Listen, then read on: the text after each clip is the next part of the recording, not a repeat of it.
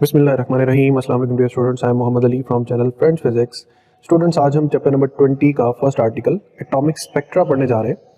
Atomic spectra क्या है, spectroscopy क्या चीज़ होती है, तो इस चीज़ को वी विल देखते हैं कि हमारा टेबल ऑफ कंटेंट है आज का। हम अंडरस्टैंड करेंगे स्पेक्ट्रोस्कोपी को, टाइप्स ऑफ स्पेक्ट्रम्स को, और फिर एक ब्रीफ लुक हम देखेंगे हाइड्रोजन एमिशन स्पेक्ट्रम को। तो स्पेक्ट्रोस्कोपी क्या है स्टूडेंट्स, जैसा कि आप सब जानते हैं कि हर चीज़ एटम्स से मिलकर बनती है और एटम्स में होते हैं ऑर्बिट्स, इलेक्ट्रॉन्स, और ये भी बेसिक नॉलेज आपको है कि इलेक्ट्रॉन्स एनर्जी एब्जॉर्ब भी कर सकते हैं और एनर्जी इमिट भी कर सकते हैं।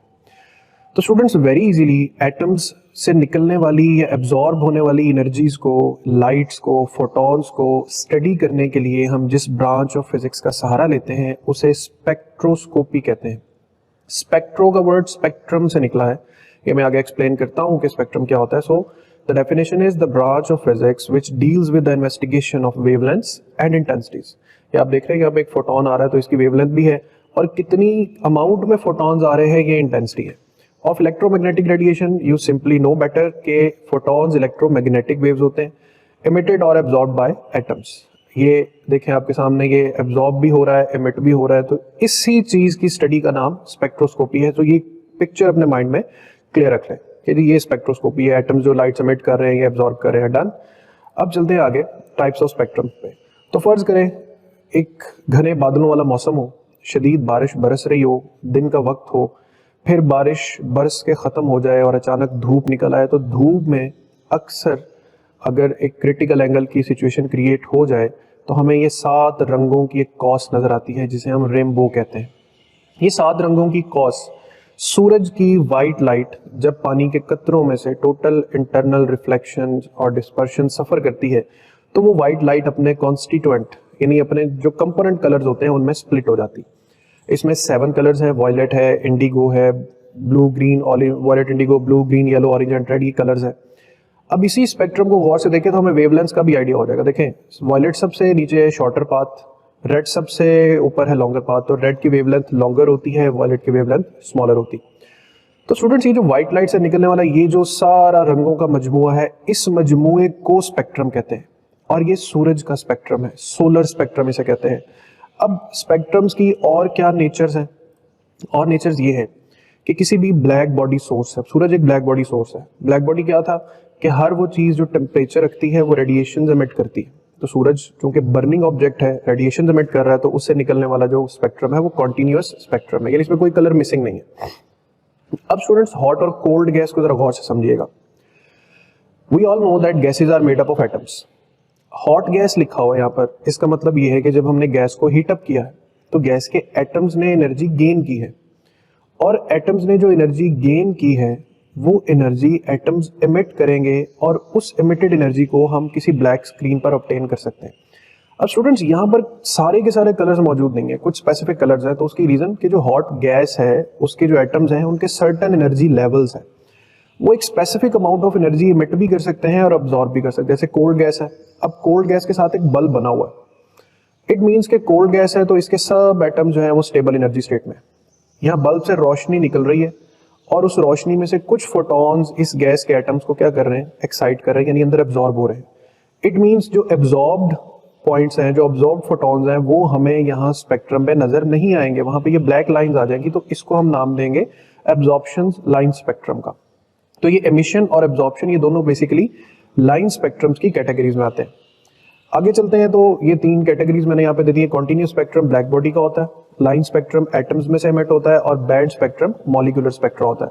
हमारा मेन कंसर्न होगा atomic spectra, atoms, individual atoms. तो देखें ये एमिशन स्पेक्ट्रम, एब्जॉर्प्शन स्पेक्ट्रम्स क्या है। अभी आपके सामने मैं कुछ ऐसे फैक्ट्स रखूंगा कि यू विल बी सरप्राइज्ड कि ये कितने मजे की चीज है। तो ये देखें, ये हाइड्रोजन गैस है। अब इसका प्रोसीजर देखें। इस किसी भी गैस डिस्चार्ज ट्यूब में हाइड्रोजन गैस है, उसमें से हम करंट पास करते हैं लो प्रेशर पर, तो गैस डिस्चार्ज होती है, आयनाइज होती है, करंट पास करना शुरू करता है। अब स्टूडेंट्स, उसमें से जो लाइट निकलती है उस रोशनी को हम एक स्लिट में से पास करते हैं और प्रिज्म यानी एक डिस्पर्सिव मीडिया से पास करते हैं।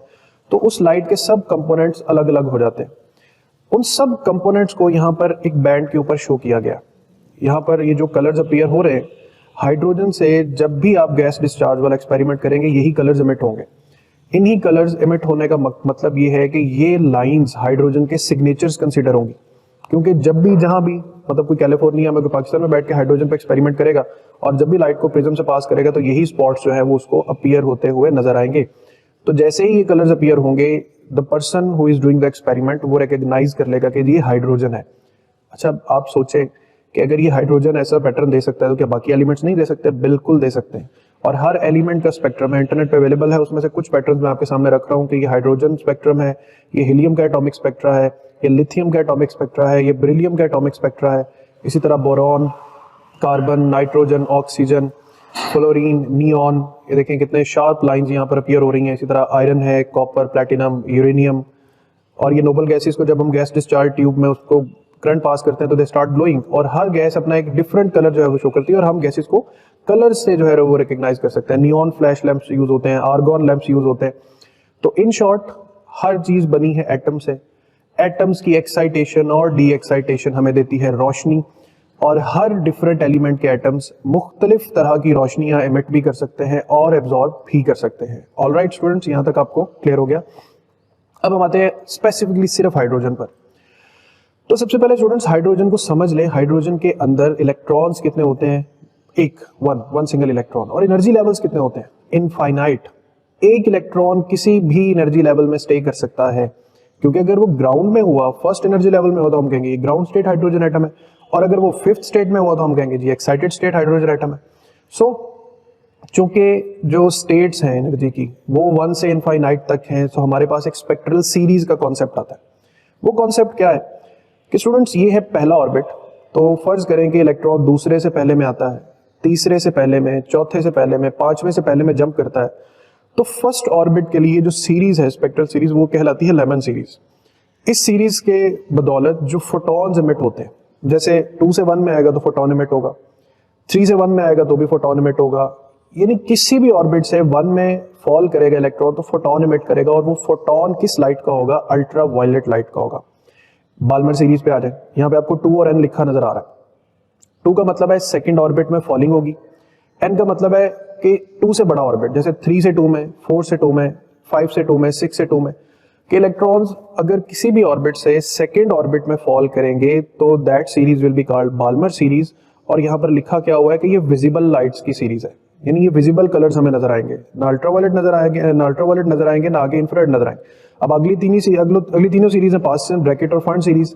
तो पास्टन सीरीज का मतलब है कि किसी भी ऑर्बिट से थर्ड में फॉल करना, ब्रैकेट का मतलब है किसी भी ऑर्बिट से फोर्थ में, और फंड सीरीज का मतलब है किसी भी ऑर्बिट से फिफ्थ सीरीज में, फिफ्थ ऑर्बिट में। तो एंड में मैंने जनरल फॉर्मूला लिखा है 1/λ/r 1/p² - 1/2। ये जो एक फॉर्मूला है इसकी डेरिवेशन में आगे जाके नेक्स्ट लेक्चर में प्रूफ कर दूंगा। अभी आपको सिर्फ ये याद रखना है, और याद रखना इंतहाई आसान है। पहला स्ट्रक्चर याद रख लें, बाद में 1 2 3 4 5 तक गिनती याद रख लें, इतना सा काम है।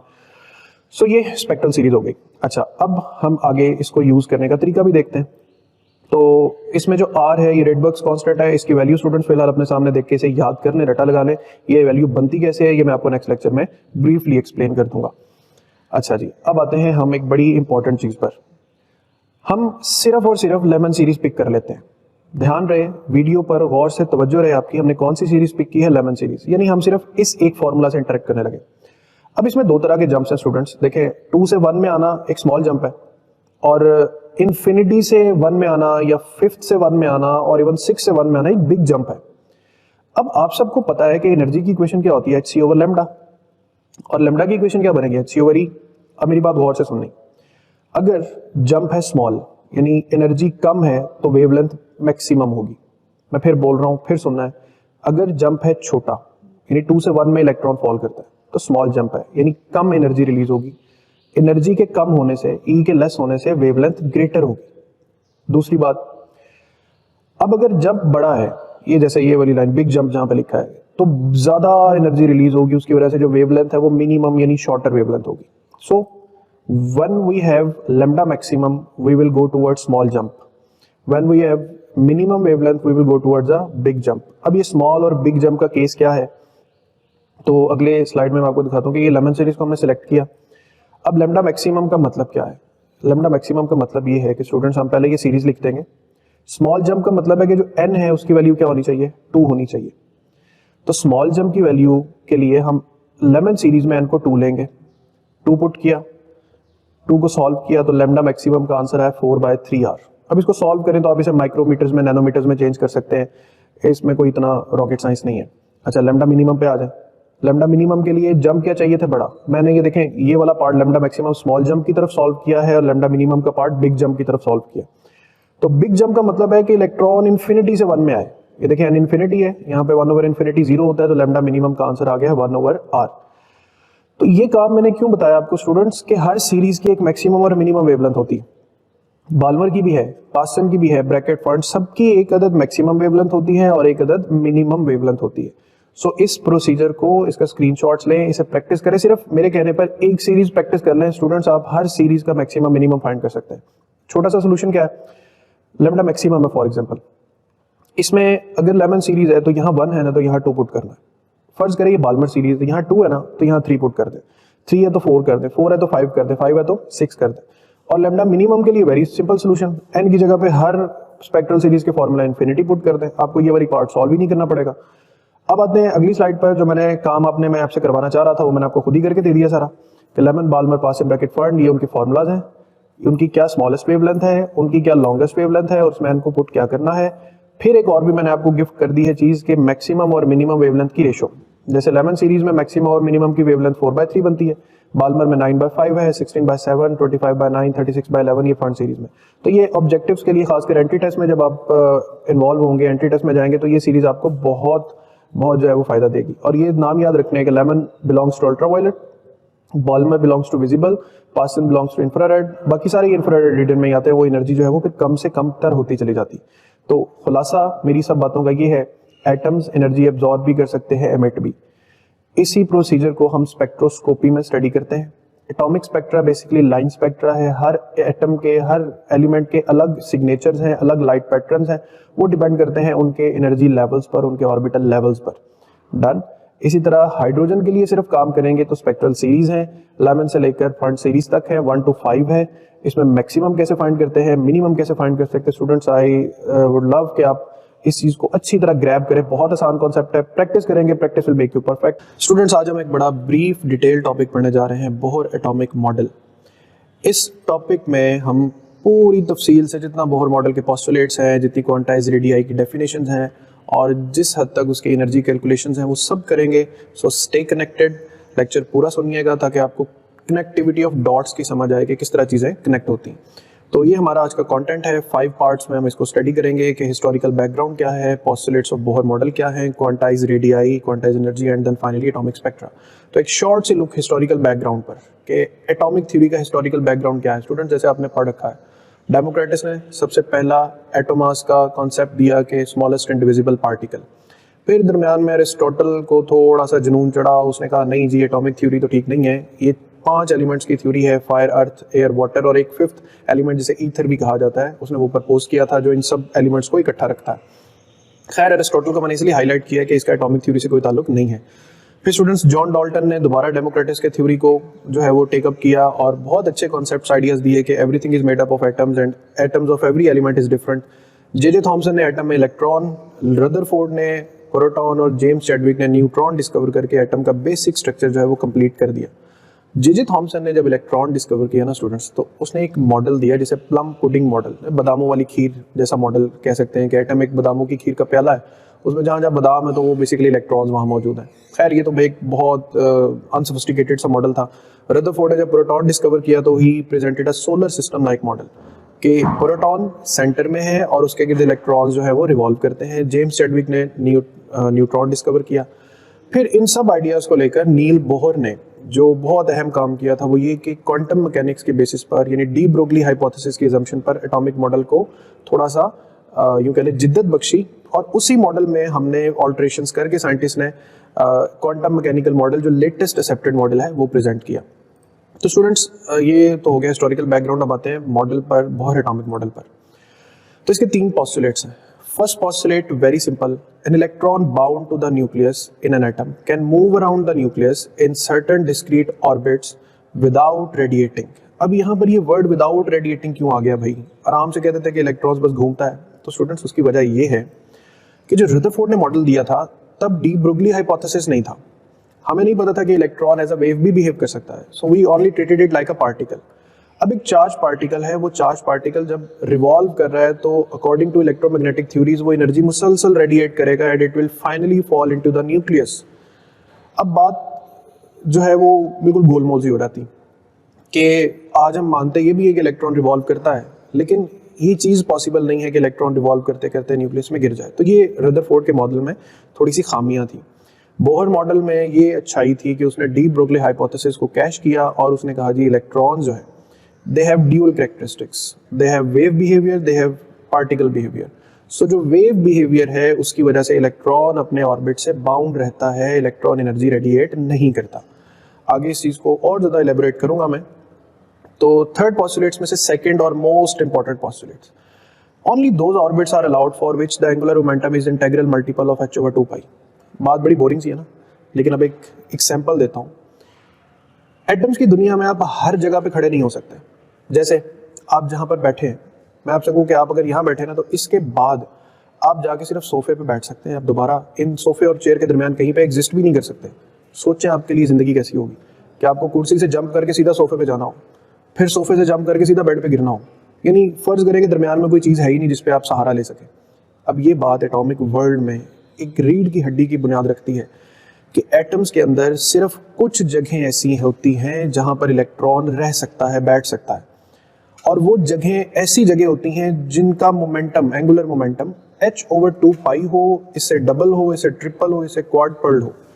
अब इस चीज़ को, इस पॉस्टुलेट को शो करने के लिए सबसे पहले एंगुलर मोमेंटम को अंडरस्टैंड करें। तो इलेक्ट्रॉन की जो रेवोल्यूशन है वो उसको एक राइट हैंड रूल के तहत एंगुलर मोमेंटम प्रोवाइड करती है, ऑर्बिटल भी और स्पिन भी। अब रदरफोर्ड का आइडिया क्या था? रदरफोर्ड का तो आइडिया ये था जी कि electron should revolve in an orbit, orbit Aahista Aahista छोटा होता चला जाएगा, इलेक्ट्रॉन जो है वो प्रोटॉन में फॉल कर जाएगा। ऐसा था? नहीं, ऐसा हरगिज नहीं था।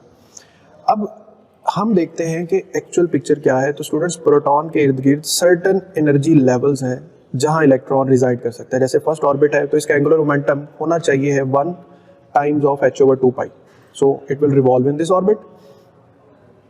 अब अगर इलेक्ट्रॉन इसके बाद कहीं एग्जिस्ट करेगा तो स्टूडेंट्स वहां एग्जिस्ट कर सकता है जहां पर angular momentum of orbit 2 times of h/2π, इसमें रिवॉल्व कर सकता है। इसके आर पार इर्द गिर्द कहीं नहीं जा सकता। सिमिलरली उसके बाद ये कहां स्टे कर सकता है? वहां जहां angular momentum 3 times of h/2π हो। अब सवाल उठता है कि ये जो बला सा फार्मूला है ये कहां से आ गया, mvrnh/2π।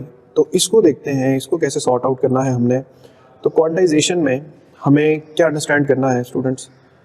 अपने जहन में एक बात बिठाएं मेरी कि ऑर्बिट एक क्लोज सिस्टम है, इसका किनारा कोई नहीं, बस इलेक्ट्रॉन एक सर्कल में घूम रहा है, यानी क्लोज शेप है। अब ये याद करें कि एक स्टेशनरी वेव कैसी होती, ये भी एक क्लोज सिस्टम में होती और इसमें नोड्स और एंटी नोड्स बनते हैं और लूप्स बनती।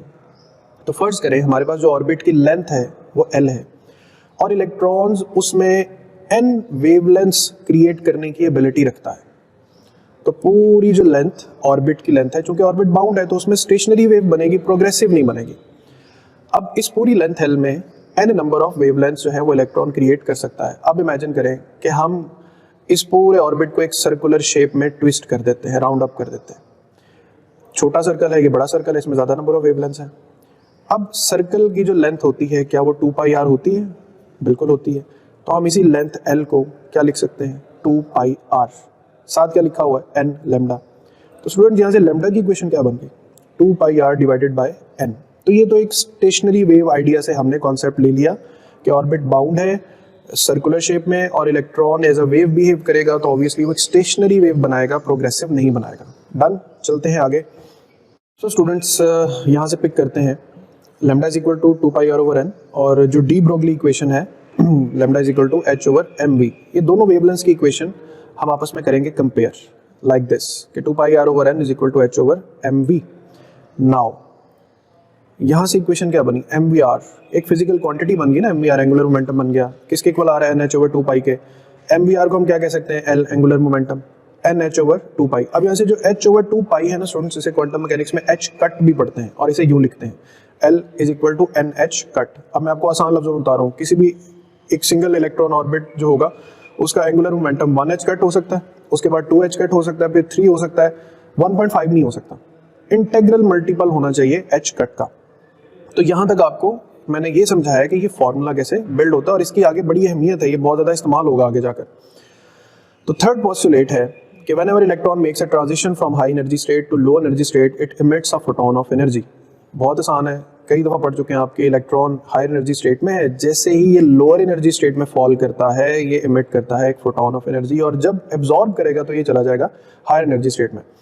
लोअर एनर्जी की एनर्जी अगर E1 है, अपर की E2 है, तो E2 माइनस E1 जो है वो HF, ये HF जो है वो फोटोन की एनर्जी होगी। तो स्टूडेंट्स यहाँ तक 3 पोस्टुलेट्स हो गए। अब हम आते हैं क्वांटाइज रेडियाई पर। चूँकि बोहर के मुताबिक इलेक्ट्रॉन सर्टन स्टेट्स में एग्जिस्ट कर सकता है, तो उन सर्टन स्टेट्स का हम रेडियस तो फाइंड कर ही सकते हैं। सारी बात है, आपके सामने एक कांस्टेंट मैग्नीट्यूड के दायरे बने हो तो आपके लिए रेडियस फाइंड करना कौन सा मुश्किल काम है।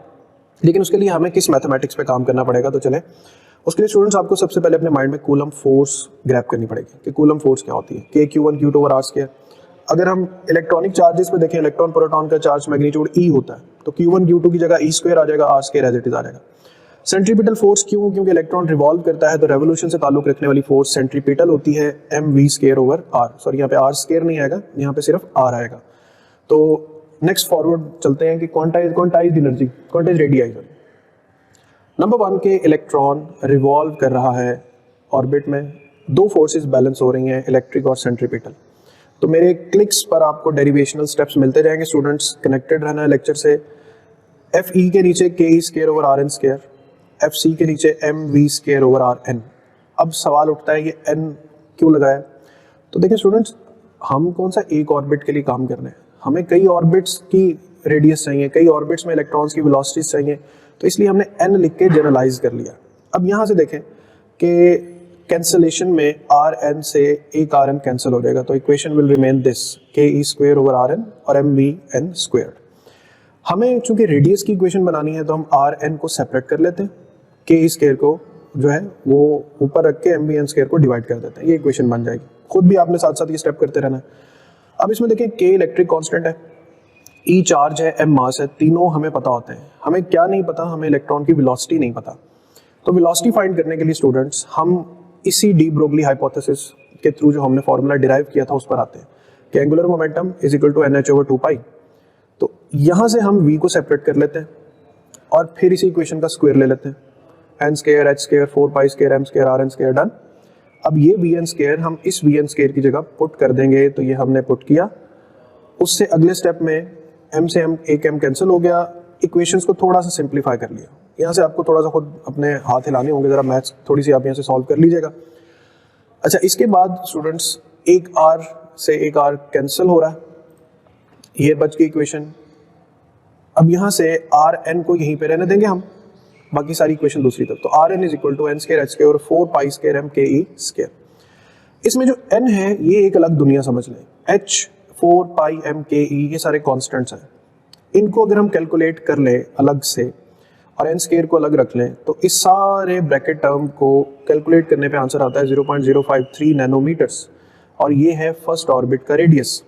अब अगर हम जनरलाइज कर दें इसको, हम एंगस्ट्रॉम में भी लिख सकते हैं 0.53 एंगस्ट्रॉम। तो Rn is equal to n² 0.53 angstrom. अब R0 का मतलब n इज इक्वल टू 1 है, तो it means first hydrogen orbit is 0.53 angstrom. 2 के लिए क्या होगा? यही नंबर 4 से मल्टीप्लाई होगा क्योंकि n के ऊपर स्क्वायर है। 3 के लिए 9 से, 4 से 16 से मल्टीप्लाई हो जाएगा। तो हर अगला ऑर्बिट पहले ऑर्बिट से स्क्वायर टाइम ज़्यादा होगा। मतलब पहला अगर 0.53 है तो अगला 4 टाइम्स है, उससे अगला 9 टाइम्स है, उससे अगला 16 टाइम्स है। तो हम जनरलाइज फार्मूला लिख लेते हैं कि Rn is equal to n² R0। सारे पॉइंट स्टूडेंट्स आपके सामने लिखे हुए हैं, एक मतलब सिर्फ प्रैक्टिस करने की देर है और आप इसे इजीली सॉल्व कर लेंगे। अब यहीं पे क्वांटाइज वेलोसिटी की भी टर्म है, जहाँ पे क्वांटाइज रेडियई डेरिवेशन है ना, वहीं पर उसने क्वांटाइज वेलोसिटी को भी डिराइव करके रखा हुआ। तो देखें, मैंने रेडियस का फॉर्मूला वहाँ से रेज नहीं किया और वेलोसिटी का रेज नहीं किया। स्टूडेंट्स, वेलोसिटी की इक्वेशन में Rn लिखा आ रहा है, नजर आ रहा है आपको? इस Rn को उठाएं, यहाँ पे पुट कर दें।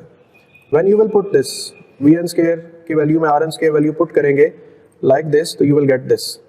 इसको फिर सिंप्लीफाई करें, सॉल्व करें, जो कैंसिल होता है उसे कैंसिल कर दें, तो ये फाइनल इक्वेशन बचेगी। तो Vn is equal to 2 pi KE² over NH, और इसमें भी फिर आप n सेपरेट कर दें। ये जो ब्रैकेट्स में टर्म है इसे सॉल्व करेंगे तो 2.2 10 पावर 6 मीटर पर सेकंड आएगा हाइड्रोजन ऑर्बिट के लिए। तो आप जनरल फार्मूला क्या लिख सकते हैं? ये हर दफा इस नंबर को कैलकुलेट करने पर तो आंसर वही रहेगा, तो 2.2 10⁻6 मीटर पर सेकेंड डिवाइडेड बाय n। इससे क्या साबित हुआ, इलेक्ट्रॉन जितने हायर क्वांटाइज स्टेट में जाएगा उसकी वेलोसिटी उतनी कम होती जाएगी और इवन उसकी काइनेटिक एनर्जी भी कम होती चली जाएगी। तो ये दो इक्वेशन थी, क्वांटाइज रेडियाई और फिर क्वांटाइज्ड वेलोसिटी की। अब आते हैं क्वांटाइज्ड एनर्जी पर। इंपॉर्टेंट इक्वेशन है। क्वांटाइज्ड एनर्जी में स्टूडेंट सबसे पहले तो इलेक्ट्रॉन दो एनर्जीज रखता है ऑर्बिट में, एक काइनेटिक और एक पोटेंशियल। सो हम ये कहेंगे कि इलेक्ट्रॉन की टोटल एनर्जी जो है वो sum of kinetic and potential energies है। अब काइनेटिक एनर्जी क्या होती है, 1/2 mv², और पोटेंशियल एनर्जी को हम कह सकते हैं नेगेटिव ऑफ वर्क डन। ठीक है, जैसे आप एक ऑब्जेक्ट को लिफ्ट करते हैं अपवर्ड, तो आप वर्क करते हैं और उसमें क्या स्टोर होती है, energy, potential energy. So it means कि उसको लिफ्ट करने पर जो आपने वर्क किया है वो आपने किया है तो वो नेगेटिव कंसिडर होगा। अब यहाँ पे जरा के और पी की डेरिवेशन को देखते हैं। काइनेटिक एनर्जी को रिप्लेस करना कैसे करना है, अभी पिछले डेरिवेशन में हमने एक स्टेप देखा कि E is equal to F C, फिर ke² over Rn² is equal to mvn² over Rn। Students यहाँ से कैंसिल आउट करके जब ये बना था ना mv², दोनों तरफ 2 से डिवाइड करते हैं, तो 1/2 mv² ke² ओवर 2 Rn। इसका मतलब क्या हुआ कि हम काइनेटिक एनर्जी की इक्वेशन की जगह पर ये वाला फैक्टर पुट कर सकते हैं। सिमिलरली पोटेंशियल एनर्जी होता है नेगेटिव वर्क डन, तो पहले वर्क डन फाइंड कर लें। वर्क है Fd, इलेक्ट्रिक फोर्स है डिस्टेंस d पर, तो ये रही electric force k q1 q2 over r² और डिस्टेंस Rn से एक r कैंसिल हो जाएगा, ये आपके पास वर्क आ जाएगा। तो स्टूडेंट्स ये टर्म और एक ये टर्म, ये दोनों आपने पुट कर देनी है कंसर्निंग प्लेसेस पर, काइनेटिक एनर्जी की जगह और वर्क की जगह। प्लस माइनस माइनस, इसमें से कॉमन क्या आ रहा है, गौर से देखें, ke² over Rn, ke² over Rn common आ गया, तो 1/2 -1 बच गया। अब आधे में से पूरा एक निकाल देंगे तो -1/2 बचेगा। तो स्टूडेंट्स ये टोटल एनर्जी की इक्वेशन बन गई। यहाँ तक डेरिवेशन को फिर से रिकॉल करना है आपने, गौर से देखना है, फिर चलते हैं अगले स्टेप पर। अब इसमें आपको क्या क्या चीज़ें पता है, आपको k की वैल्यू भी आती है, e की भी आती है, 2 भी आपको पता है, Rn नहीं पता। तो Rn कैसे नहीं पता, अभी तो हमने पढ़ा Rn n² h² 4π² m/ke²। तो what do you have to do, Rn की ये वैल्यू Rn की जगह पे रिप्लेस कर दें, सिंप्लीफाई करें इक्वेशन को। सिंप्लीफाई करेंगे तो ये सारा फॉर्मूला बनेगा, और सिंप्लीफाई कर देंगे तो आपके पास -2 π² m/k² e4 over n² h² बनेगा। फिर वही तरीका, n को अलग कर दें, n अलग हो गया। अब ये जो ब्रैकेट्स में टर्म है इसको जब सॉल्व करते हैं तो आंसर आता है 13.6 इलेक्ट्रॉन वोल्ट्स। और अब हम जनरल लिख सकते हैं कि En किसी भी nth ऑर्बिट में जो एनर्जी है वो -E0 ओवर n² के इक्विवेलेंट होती है। E0 क्या है, -13.6 electron volt divided by n²।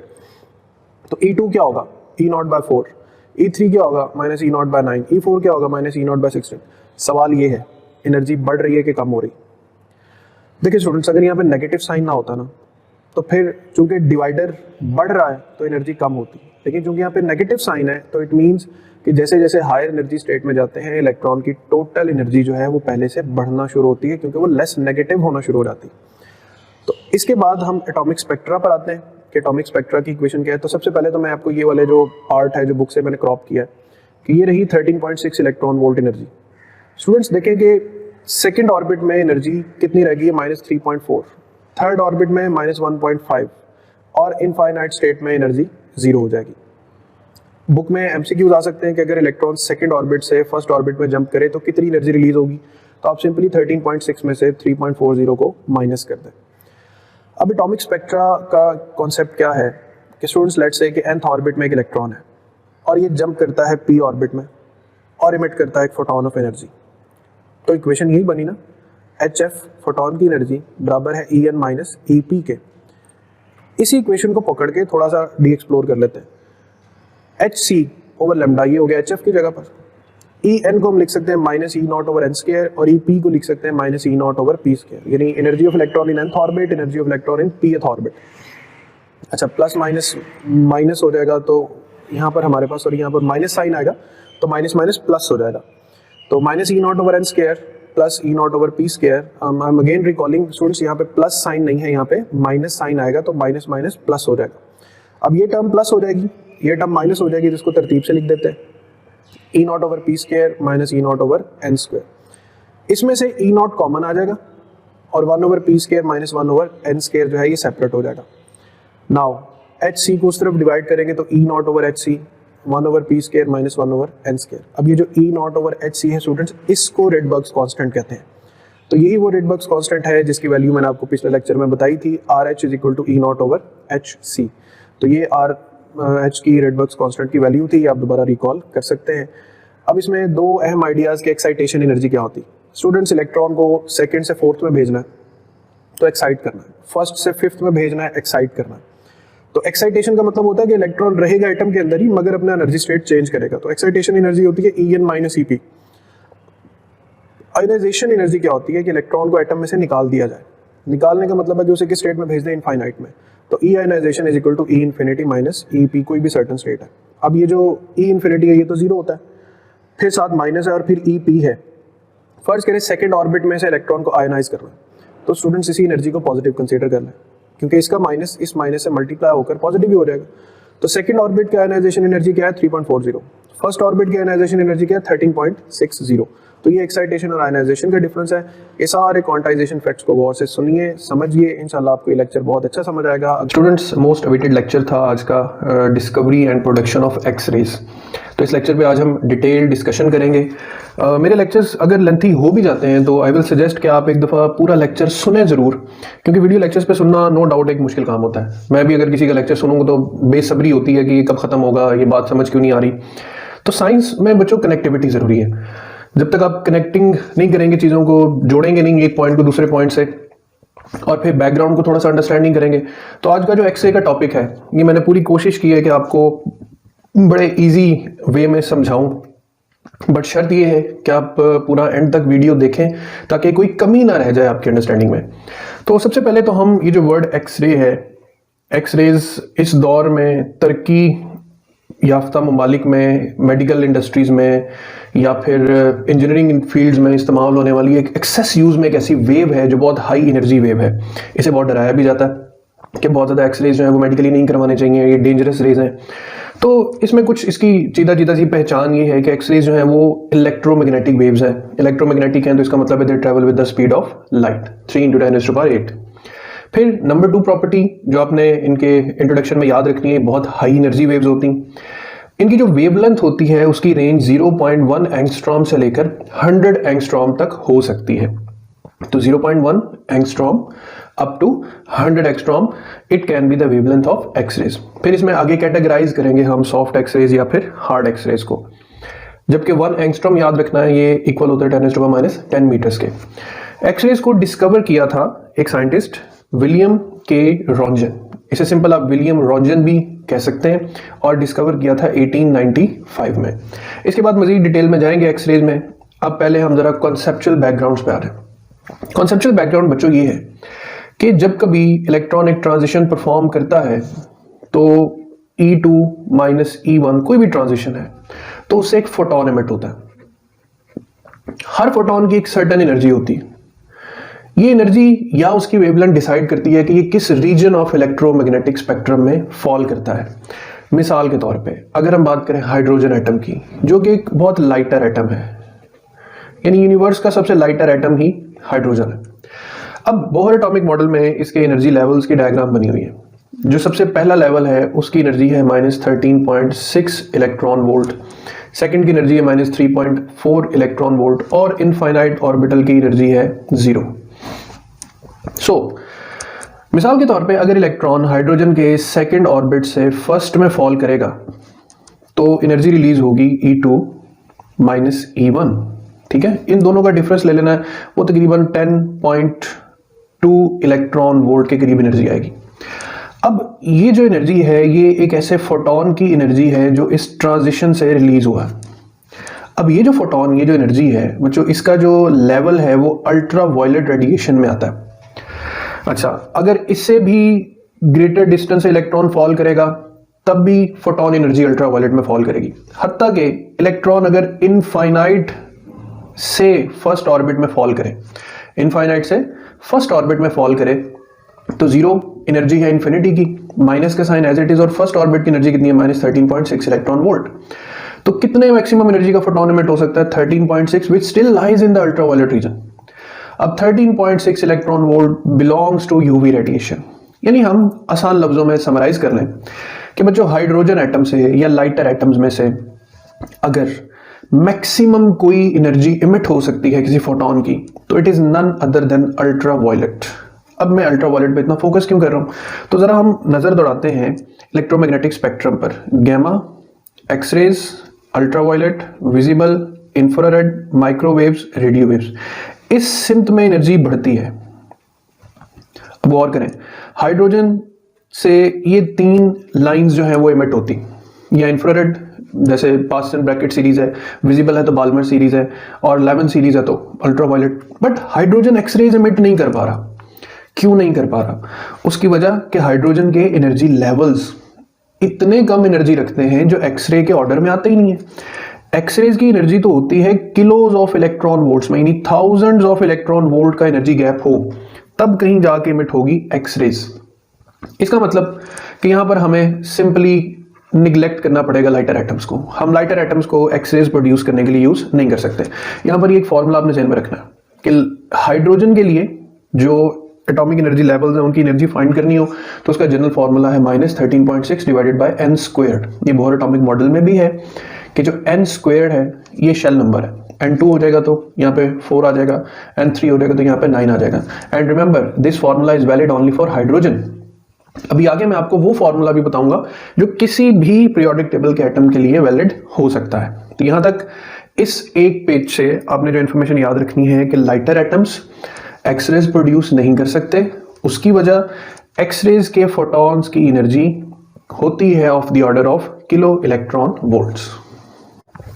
तो पिछले पेज में हमने हाइड्रोजन पे डिस्कशन की। अब आते हैं जो बुक में टॉपिक है इनर शेल ट्रांजिशन। ये इनर शेल ट्रांजिशन क्या है? स्टूडेंट्स, हमने देखा कि हाइड्रोजन में तो इतनी कैपेसिटी नहीं है कि हाइड्रोजन जो है वो हमें किलो इलेक्ट्रॉन वोल्ट्स के फोटॉन्स प्रोवाइड कर सके। बट इस तहकीक में, इस सर्च में अगर हम जाएं बड़े एटम्स पर, जैसे जिनकी मतलब हाइड्रोजन के अलावा किसी भी एटम के ऑर्बिट्स की एनर्जी आपने फाइंड करनी हो ना, तो ये जनरल फॉर्मूला है -13.6। अब जी स्क्वायर है उसका, जी है उसका एटॉमिक नंबर। जैसे अगर आपने फाइंड करना है टंगस्टन तो उसका एटॉमिक नंबर है 72। तो याद रखिए यहाँ पे 72 के ऊपर क्या आ रहा है? स्क्वायर भी आ रहा है। और फिर n उसके ऑर्बिट नंबर, जैसे ये 1 है, 2, 3, 4, 5 एंड सो ऑन।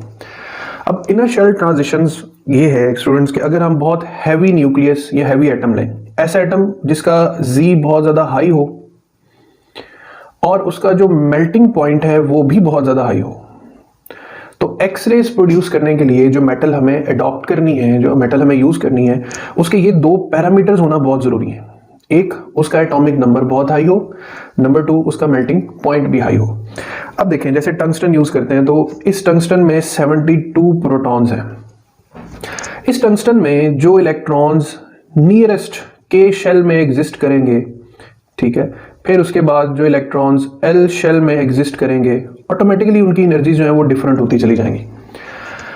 अब यहां पर 1 और 2 का जो गैप है, it can B of the order of kilo electron volts.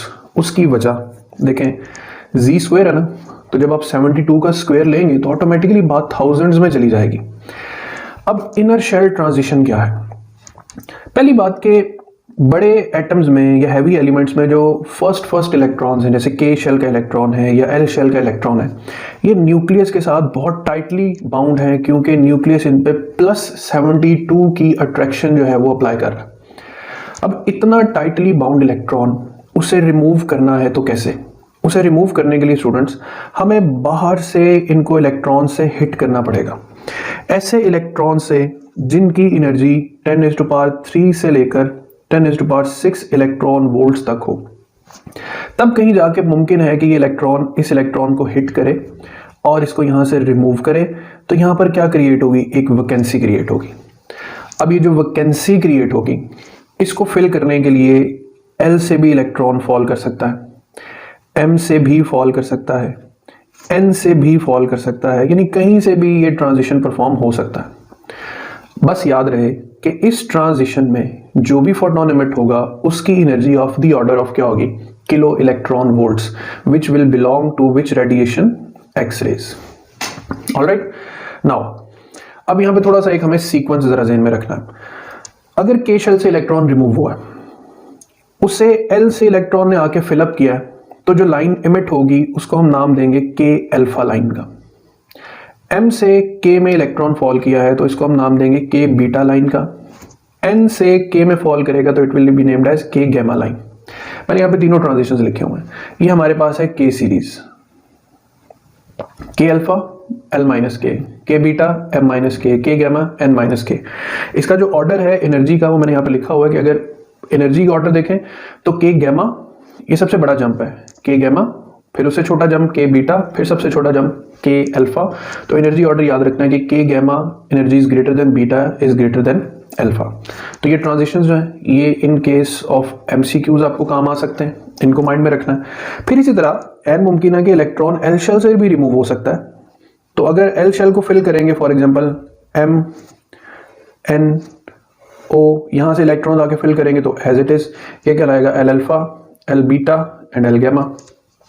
तो l alpha, l beta, l gamma, even m series भी बन सकती है। ठीक है, तो ये इनर शेल ट्रांजिशन की सिमेट्री है स्टूडेंट्स जो आपने माइंड में रखनी है। अच्छा, ये सारी की सारी होगी l सीरीज। अब एक जनरल बात याद रखनी है, टोटल k सीरीज की एनर्जी टोटल l सीरीज की एनर्जी से हमेशा ज्यादा होगी। या यूं समझ लें k सीरीज में कोई कमजोर तरीन फोटोन भी होगा ना तो वो l सीरीज से एज अ होल ग्रेटर होगा एनर्जी में। ठीक है, तो सबसे ज्यादा एनर्जेटिक रेज होंगी k सीरीज, उससे कम एनर्जी पे आएगी l सीरीज, और फिर उससे भी कम पे आ जाएंगी m सीरीज। ऑलराइट, तो ये वो एक्स रेज हैं स्टूडेंट्स जिनके फोटॉन्स एटम्स में से एमिट होंगे due to inner shell transition. कैसा एलिमेंट हमें चाहिए एक्स रेज प्रोड्यूस करने के लिए? We need an element of heavy atomic number. यहां तक क्लियर? तो इनर शेल ट्रांजिशन से हमने आगे क्या इंफॉर्मेशन लेकर जानी है कि हैवी एटम्स चाहिए जिनका हाई मेल्टिंग पॉइंट हो। उन एटम से ऐसे फोटॉन्स जनरेट हो सकते हैं which will belong to which rays? X rays. फिर के सीरीज को माइंड में रखना है, एल सीरीज को माइंड में रखना है, और एनर्जी लेवल याद रखना है, इलेक्ट्रॉन की स्ट्राइकिंग एनर्जीज याद रखनी है कि इतना कम से कम एक्सेलरेटिंग किया जाए इलेक्ट्रॉन्स को कि उनकी एनर्जी 10 to power 3 से 10 power 6 तक जा सके। अब चलते हैं हम आगे के टाइप्स ऑफ एक्स रेज। ये बड़ी इंपॉर्टेंट चीज है। हम दो तरह की एक्स रेज पढ़ेंगे, एक कहलाएगी कैरेक्टरिस्टिक एक्स रेज और दूसरी कहलाएंगी ब्रेकिंग एक्स रेज। अब ये कैरेक्टरिस्टिक्स और ब्रेकिंग का क्या फर्क है? कैरेक्टरिस्टिक्स तो पहले समझ लें, बहुत आसान। अभी मैंने आपको जितना इनर शेल ट्रांजिशन पढ़ाया समझाया है वो इन शॉर्ट वो एक्स रेज हैं जो कैरेक्टरिस्टिक्स यानी मखसूस एक्स रेज कहलाती हैं, जिनका प्योरली जो ताल्लुक है वो एटम्स के साथ होता है। आप कौन सा एलिमेंट यूज कर रहे हैं? All the X rays because of the inner shell transition are called characteristic X rays. फिर इनकी एनर्जी डिटरमिन करने के लिए ये फॉर्मूला है -13.6 Z square over n square electron volt.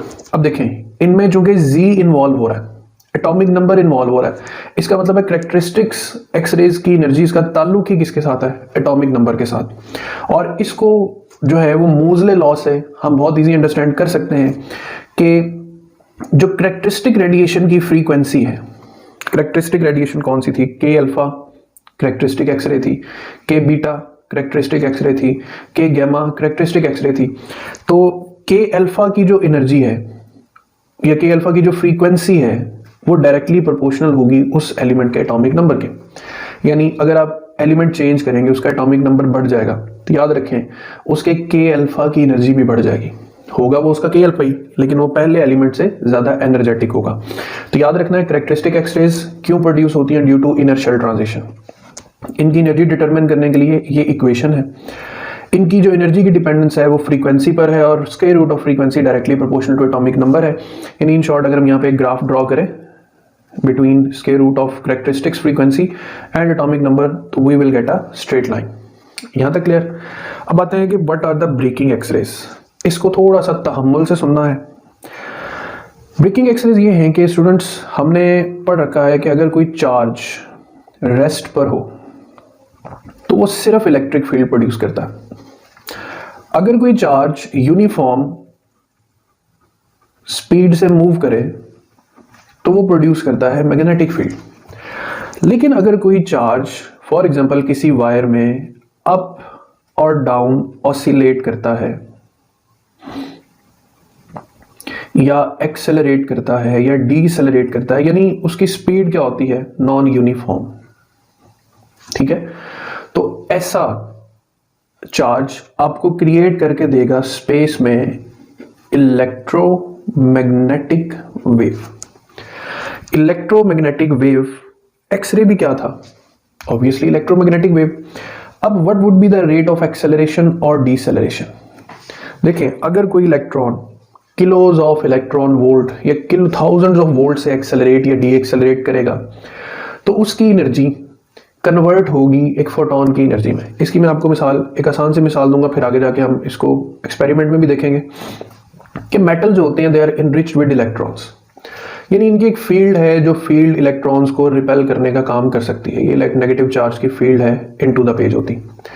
अब एक इलेक्ट्रॉन जो बहुत हाई स्पीड के साथ यानी 10⁶ वोल्ट के पोटेंशियल डिफरेंस से आ रहा है तो उसकी एनर्जी ऑब्वियसली 10⁶ इलेक्ट्रॉन वोल्ट्स होगी। ये इलेक्ट्रॉन जब इस मेटल के पास पहुंचेगा तो रिपल्शन की वजह से डीसेलरेशन का सामना इसे करना पड़ेगा। तो इसकी सारी एनर्जी जो किस में थी, किस यूनिट में थी, इलेक्ट्रॉन वोल्ट में, ये अपनी एनर्जी को डीसेलरेशन की वजह से कन्वर्ट कर देगा एक फोटोन की एनर्जी में, एक क्वांटाइज्ड पैकेट की एनर्जी में, and that would be written as EV, electron volt, यानी energy of electron has been converted to a photon of energy HF. You can also write it as hc over lambda. Now you have seen that frequency is proportional to voltage. यहां पर frequency proportional to क्या आ रही है? Atomic number. ये कौन सी rays है? Characteristic X rays. यहां पर जो फ्रीक्वेंसी है वो प्रोपोर्शनल टू वोल्टेज आ रही है। तो याद रहे वो एक्स रेज, अब देखें ये जो फोटोन प्रोड्यूस होगा ना, ये भी एक्स रे का होगा। क्यों होगा? क्योंकि इसकी एनर्जी किलो इलेक्ट्रॉन वोल्ट्स में होगी। इलेक्ट्रॉन की एनर्जी से अंदाजा लगाना है कि वो कितनी एनर्जी का फोटोन क्रिएट करेगा। अब यहाँ पे इलेक्ट्रॉन्स डीसेलरेट हुए हैं, ब्रेकिंग इफेक्ट आया है, रुके हैं, मतलब जैसे ब्रेक लगती है किसी चीज को, तो these X rays will be named as breaking x rays. इनका बहुत गहरा ताल्लुक है एक्स रेज के प्रोडक्शन में। पूरा ग्राफ, अब जो ग्राफ बनेगा आगे जाके ग्राफ बनेगा, उसमें थोड़ी सी पहचान मैं ये पे बता दूं। ये ग्राफ बनेगा बिटवीन इंटेंसिटी एंड वेवलेंथ। ठीक है, गौर से सुनना है, इंटेंसिटी एंड वेवलेंथ। इस ग्राफ में जहां भी आपको ये कॉन्टिन्यूम नजर आए, जहां स्मूथ लाइंस हैं, ये सारी ये रिप्रेजेंट कर रही होंगी ब्रेकिंग एक्स रेज को। और जहां पे भी आपको ये पीक्स नजर आएंगी, ये रिप्रेजेंट कर रही होंगी कैरेक्टरिस्टिक एक्स रेज को। और इन दोनों के मिलाप से, यानी हम ब्रेकिंग के फोटॉन्स को भी इग्नोर नहीं करेंगे, कैरेक्टरिस्टिक के फोटॉन को तो ऑब्वियसली करना ही नहीं है, इन दोनों के कुल मिलाप से हमें मिलेगा कॉन्टिन्यूअस एक्स रे स्पेक्ट्रम। तो यहां पर इस स्लाइड से क्या इंफॉर्मेशन आगे लेकर जानी है कि एक्स रेज की दो टाइप्स होती हैं, characteristics and breaking. Characteristics because of inertial transition, their frequency depends upon direct relation with atomic number. Breaking x rays due to acceleration और डीसेलरेशन ऑफ चार्जेस। अगर इलेक्ट्रॉन का deceleration thousands of electron volts में होगा तो photons भी thousands of electron volts में produce होंगे, and EV is equal to HF और EV is equal to HC over lambda. यहाँ पे आगे मैं कुछ शॉर्टकट्स भी बताऊंगा आपको ये फाइंड करने के लिए। एंड सिमिलरली इनकी जो ब्रेकिंग एक्स रेज की एनर्जी है वो डायरेक्टली वोल्टेज डिपेंडेंट है, या आप यूं कह सकते हैं कि पेनिट्रेशन जो है वो भी वोल्टेज डिपेंडेंट है। और ग्राफ के अंदर जो स्मूथ लाइंस होंगी कैरेक्टरिस्टिक्स को, और जो आपके स्मूथ लाइंस होंगी ब्रेकिंग को, और जो पीक लाइंस होंगी वो आपके पास किसको रिप्रेजेंट करेंगी स्टूडेंट्स? वो आपके पास रिप्रेजेंट करेंगी ब्रेकिंग एक्स रेज को। तो इससे आगे चलते हैं कि अब जो मेन एक्सपेरिमेंट परफॉर्म होता है कि एक्स रेज प्रोड्यूस कैसे होती हैं और आगे प्रॉपर्टीज क्या होंगी। तो ये एक एक्सपेरिमेंटल अरेंजमेंट है। ये एक इवैक्यूएटेड ग्लास ट्यूब है। इस इवैक्यूएटेड ग्लास ट्यूब में जो ये वाला हिस्सा है, इस जगह पर मेटल प्लेस्ड है at an angle of 45 degrees. ठीक है, यहां पे यानी टारगेट है। उसके पीछे ये जो आपको एक डिजाइन नजर आ रहा है, ये बेसिकली फ्लोइंग वाटर ट्यूब्स हैं। इनके अंदर पानी फ्लो कर रहा है। उसकी वजह क्या है? पानी हमें क्यों चाहिए? पानी की स्पेसिफिक हीट बहुत ज्यादा होती, तो जो वाटर है it can cause cooling effect. अब कूलिंग हमें क्यों चाहिए? बच्चों, जब हम एक्सरे का एक्सपेरिमेंट करते हैं, एक्सरेज प्रोड्यूस करते हैं, तो ज़्यादा से ज़्यादा 1% एनर्जी है जो एक्सरेज में कन्वर्ट होती। 99% जो एनर्जी है हमारी वो एज अ हीट डिसिपेट हो जाती। अब जो हीट है वो मेटल को मेल्ट कर सकती है, इसीलिए तो हमने कहा था कि हमें हाई मेल्टिंग पॉइंट चाहिए। तो इस हीट को ओवरकम करने के लिए हम यहाँ पे कूलिंग वाटर जो है वो इस्तेमाल करते हैं। फिर लेफ्ट साइड पे जो रेड कलर में एक सर्किट बना हुआ है, ये बेसिकली फिलामेंट सर्किट है। ये जो फिलामेंट है ये आगे कैथोड को हीट अप करेगा, और कैथोड क्या रिलीज करेगा? कैथोड इलेक्ट्रॉन्स रिलीज करेगा। अच्छा, ये जो फिलामेंट के क्रॉस वोल्टेज है ये बहुत कम चाहिए हमें, फ्रॉम 3 to 10 वोल्ट्स, क्योंकि फिलामेंट को सिर्फ हीट अप करना है। इस हीटिंग से कैथोड के इलेक्ट्रॉन्स एमिट होंगे बाय थर्मियोनिक एमिशन।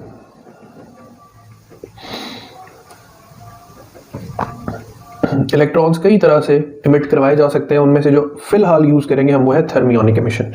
यहाँ पर एसी और डीसी कोई वोल्टेज भी जो है वो यूज किया जा सकता है। डिफरेंट बुक्स में कहीं पे ऑल्टरनेटिंग बना हुआ है, कहीं पे डायरेक्ट बना हुआ है। इन शॉर्ट एवरेज वोल्टेज जो हमें चाहिए वो 10,000 से 100,000 वोल्ट्स तक हमें रिक्वायर होता है।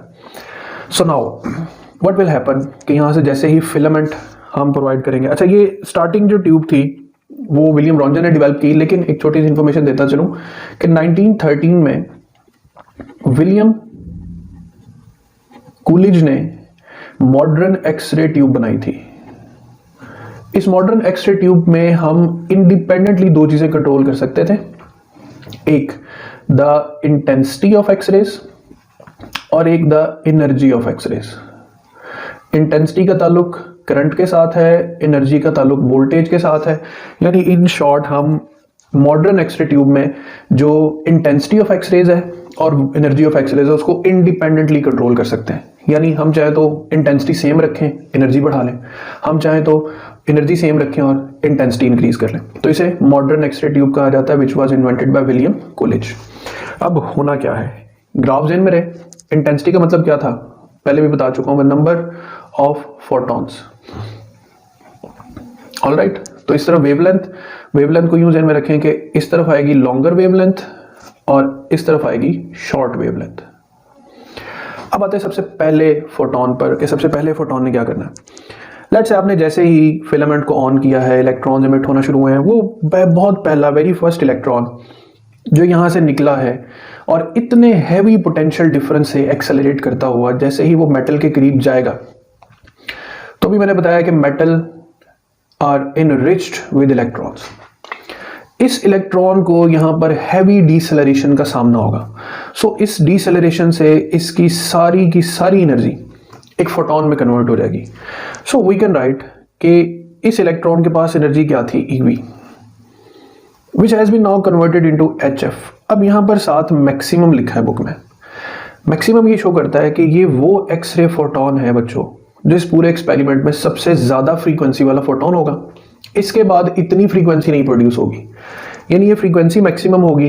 अच्छा, अगर ये फ्रीक्वेंसी मैक्सिमम है इसका मतलब है कि एनर्जी भी मैक्सिमम है, और अगर ये फ्रीक्वेंसी मैक्सिमम है तो फिर ये वेवलेंथ मिनिमम है। इट मीन्स हम इस फोटोन की एनर्जी क्यों भी लिख सकते हैं hc/λ मिनिमम, और इन शॉर्ट फिर हमें लैम्डा मिनिमम फाइंड करने की इक्वेशन भी मिल सकती है hc/ev। अब गौर करें, hc और e ये तो कांस्टेंट है, चेंज क्या करना है, या हो सकता है वोल्टेज। इसका मतलब है लैम्डा मिनिमम का ताल्लुक वोल्टेज के साथ है। अगर आप वोल्टेज बढ़ाएंगे तो लैम्डा मिनिमम की वैल्यू और डिक्रीज कर जाएगी। मिसाल देता हूं, पहले 3 थी तो 2 हो जाएगी, 2 थी तो 1 हो जाएगी। इसका एक शॉर्टकट भी है, आपको न्यूमेरिकल्स में एक दो न्यूमेरिकल्स भी है जिसमें लैम्डा मिनिमम फाइंड करना है। 12400 डिवाइडेड बाय वोल्टेज एंगस्ट्रॉम। सिर्फ ये शॉर्टकट यूज करें इन केस एमसीक्यूज के लिए कि आपको वोल्टेज गिवन है और आपसे पूछा जाता है कि इस वोल्टेज पे लैम्डा मिनिमम क्या होगा, तो do not solve HC and E, direct 12400 को उस वोल्टेज की वैल्यू पे डिवाइड कर दें, 7 यूनिट लिख दें एंगस्ट्रॉम। अच्छा, फिर दोबारा रिकॉल कर रहा हूं, पहला इलेक्ट्रॉन जो जाके डीसेलरेट होगा उसकी एनर्जी एक ऐसे फोटोन में कन्वर्ट होगी जो इस एक्सपेरिमेंट का सबसे ज्यादा एनर्जी और फ्रीक्वेंसी वाला फोटोन होगा, तो will be named as F maximum, will be named as lambda minimum. अब मिनिमम है ना, तो इस लैम्डा को हम यहां कहीं डिनोट कर देंगे। क्योंकि ये तादाद में इंटेंसिटी में सबसे कम है, लिहाजा इसे बिल्कुल एक्स एक्सिस के करीब प्लॉट करना है, तो यहां पर हम मेंशन कर देते हैं lambda minimum. Now what will happen, a surge of electrons will come across the metal. Huge amount में अब इलेक्ट्रॉन जो है वो मेटल के करीब आएंगे, और क्या होगा कि जो डीसेलरेशन का रेट है ऑटोमेटिकली वो पहले से कम हो जाएगा लेकिन चलता रहेगा। अभी एक जंग शुरू हो जाएगी इन इलेक्ट्रॉन्स और इन इलेक्ट्रॉन्स में। Then certainly what will happen कि electrons will get into the metal. अब ये मेटल में एटम्स के करीब से भी कहीं कहीं डीसेलरेट होंगे, यानी ये अगर एटम है तो इलेक्ट्रॉन्स इस तरीके से डीसेलरेट भी हो सकते हैं, उनकी एनर्जीज को भी यहाँ पे प्लॉट किया जा सकता है. Then a point will come that electrons will start knocking out the electrons from either K shell, from either L shell, from either M shell and so on. अब क्या होगा? अब स्टार्ट होगा इनर शेल ट्रांजिशन. तो inner shell transition से students हमें जो जिस टाइप की एक्सरेज जो है वो मिलेंगी, वो इनर शेल ट्रांजिशन की X-rays K beta, then there could be a peak named as K alpha, फिर और लो एनर्जी, ये जहां भी मैं कंटिन्यूस लाइन बनाऊं समझ लें कि इलेक्ट्रॉन्स डीसेलरेट कर रहे हैं, then L beta, then there can be line L alpha and there is much more less energy X-ray photons. शुरू में तो आपको ये ग्राफ शायद या मोस्ट प्रोबेबली एक्स एक्सिस से टच करता नजर आएगा, लेकिन in the end it should not touch the X axis. Shortest wavelength का तो पता है कि कितनी तय हो सकती है, कितनी इमिट हो सकती है. We can not predict the longest wavelength. तो अगर आपसे कोई रेंज पूछे कि एक्स रे का जो कंटिन्यूस ग्राफ है वो कहां से कहां तक प्रोसीड करता है, तो just say that it ranges from lambda minimum up to infinity. ठीक है, तो ये इसकी रेंज हो गई, लैम्डा मिनिमम टू इंफिनिटी. अब जो एक्सरेज प्रोड्यूस होंगी स्टूडेंट्स, उसमें हम कैटेगराइज कर सकते हैं एक्सरेज को on the basis of energy. एक हम कैटेगराइज कर सकते हैं सॉफ्ट एक्सरेज, एक हम कैटेगराइज कर सकते हैं हार्ड एक्सरेज. सॉफ्ट एक्सरेज, पहले हार्ड एक्सरेज को डिटरमिन करते हैं कि 0.1 एंगस्ट्रॉम से लेकर 4 एंगस्ट्रॉम तक की जो वेवलेंथ्स हैं they are considered to be from the category of hard X-rays, और 4 एंगस्ट्रॉम से लेकर 100 एंगस्ट्रॉम तक की जो वेवलेंथ्स हैं they ranges in the region of soft x-rays. ठीक है, फिर हार्ड और सॉफ्ट के डिफरेंट यूजेस हैं. मोस्टली जो एक्सरेज यूज होती हैं वो हार्ड एक्सरेज है, इवन मेडिकली भी, क्योंकि ये ज़्यादा पेनिट्रेबल होती हैं और ये बॉडी से पास हो जाएं तो ज़्यादा बेहतर है, बॉडी में पेनिट्रेट ना करें सॉफ्ट होने की वजह से. फिर हम अगर एक्सरेज की, मैंने कहा कि इंडिपेंडेंटली इंटेंसिटी और एनर्जी कंट्रोल करना चाहते हैं, तो 2-3 MCQs बड़े फेमस यहाँ से आते हैं. कहते हैं कि in order to increase the intensity of X-rays what should be increased. सीधा सीधा आंसर बता रहा हूँ, ये जो फिलामेंट करंट है, फिलामेंट करंट, ये वाला फिलामेंट करंट, इंटेंसिटी बढ़ानी है तो you need to increase the filament current. Number 2, अगर आपको एनर्जी बढ़ानी है तो what to increase, you need to increase the potential difference between cathode and anode. ये जो मेटल है ये यहां पर एज एनोड काम कर रही है. ठीक है, तो in order to increase the energy you need to increase the voltage between cathode and anode. तो इंटेंसिटी, अच्छा इंटेंसिटी को ना अक्सर क्वेश्चंस में क्वांटिटी भी कहा जाता है, क्वांटिटी ऑफ एक्सरेज, और एनर्जी को मोस्टली क्वालिटी भी कहा जाता है. तो be clear in the concepts of quantity of X-rays and quality of X-rays. तो यहां तक तो था एक्सपेरिमेंट प्रोडक्शन ऑफ एक्सरेज. जी तो स्टूडेंट्स, इसके बाद आती हैं properties of X-rays. X-rays electromagnetic radiations है. ये पूरा इलेक्ट्रोमैग्नेटिक स्पेक्ट्रम है जो आप स्क्रीन पर देख सकते हैं. Radio waves, micro, infrared, visible, ultraviolet and then X-rays. X-rays और गामा रेज नेबरिंग रेडिएशंस हैं और दोनों ही हाई एनर्जी और डेंजरस रेडिएशंस हैं. एक्स-रेज और गामा रेज दोनों हाईली पेनिट्रेटिंग भी हैं. फर्दर प्रॉपर्टीज ये हैं कि इलेक्ट्रोमैग्नेटिक हैं, स्पीड ऑफ लाइट से ट्रेवल करते हैं, रिफ्लेक्शन, रिफ्रैक्शन, डिफ्रैक्शन, इंटरफेरेंस ये फिनोमेना एग्जिबिट करते हैं. डिफ्रैक्शन प्रॉपर्टी से आप क्रिस्टल्स को स्टडी कर सकते हैं. एक्स-रेज इलेक्ट्रिकली न्यूट्रल होती हैं, so they can not be deflect by electric and magnetic fields. Penetrating होती हैं, लिहाजा ये गैसेस को आयोनाइज कर सकती हैं. फिर उसके बाद they can penetrate substance like flash, thick paper, thin metals. हमारा जो गोश्त है ये उसमें से पेनिट्रेट कर सकती है, क्योंकि हमारे गोश्त का जो एटॉमिक नंबर होते हैं वो लाइटर एलिमेंट्स होते हैं. फोटो इलेक्ट्रिक इफेक्ट प्रोड्यूस कर सकती हैं, फ्लोरेसेंस प्रोड्यूस कर सकती हैं, डिस्ट्रॉय कर सकती हैं लिविंग टिश्यूज को. और जब किसी मटेरियल में से एक्स-रेज गुजरती है तो उनकी इंटेंसिटी कैसे कम होती है, उसके लिए ये इक्वेशन यूज करनी है आपने, I = I0 e⁻ μx. ये इक्वेशन स्टूडेंट्स चैप्टर नंबर 21 में interaction of radiation with matter में भी लिखी हुई है, और जो सेकंड लास्ट ये थर्ड लास्ट न्यूमेरिकल है चैप्टर 21 का, उसमें भी ये इक्वेशन जो है वो इस्तेमाल होगी. तो उसको आपने देखना है ये कैसे इस्तेमाल होती है.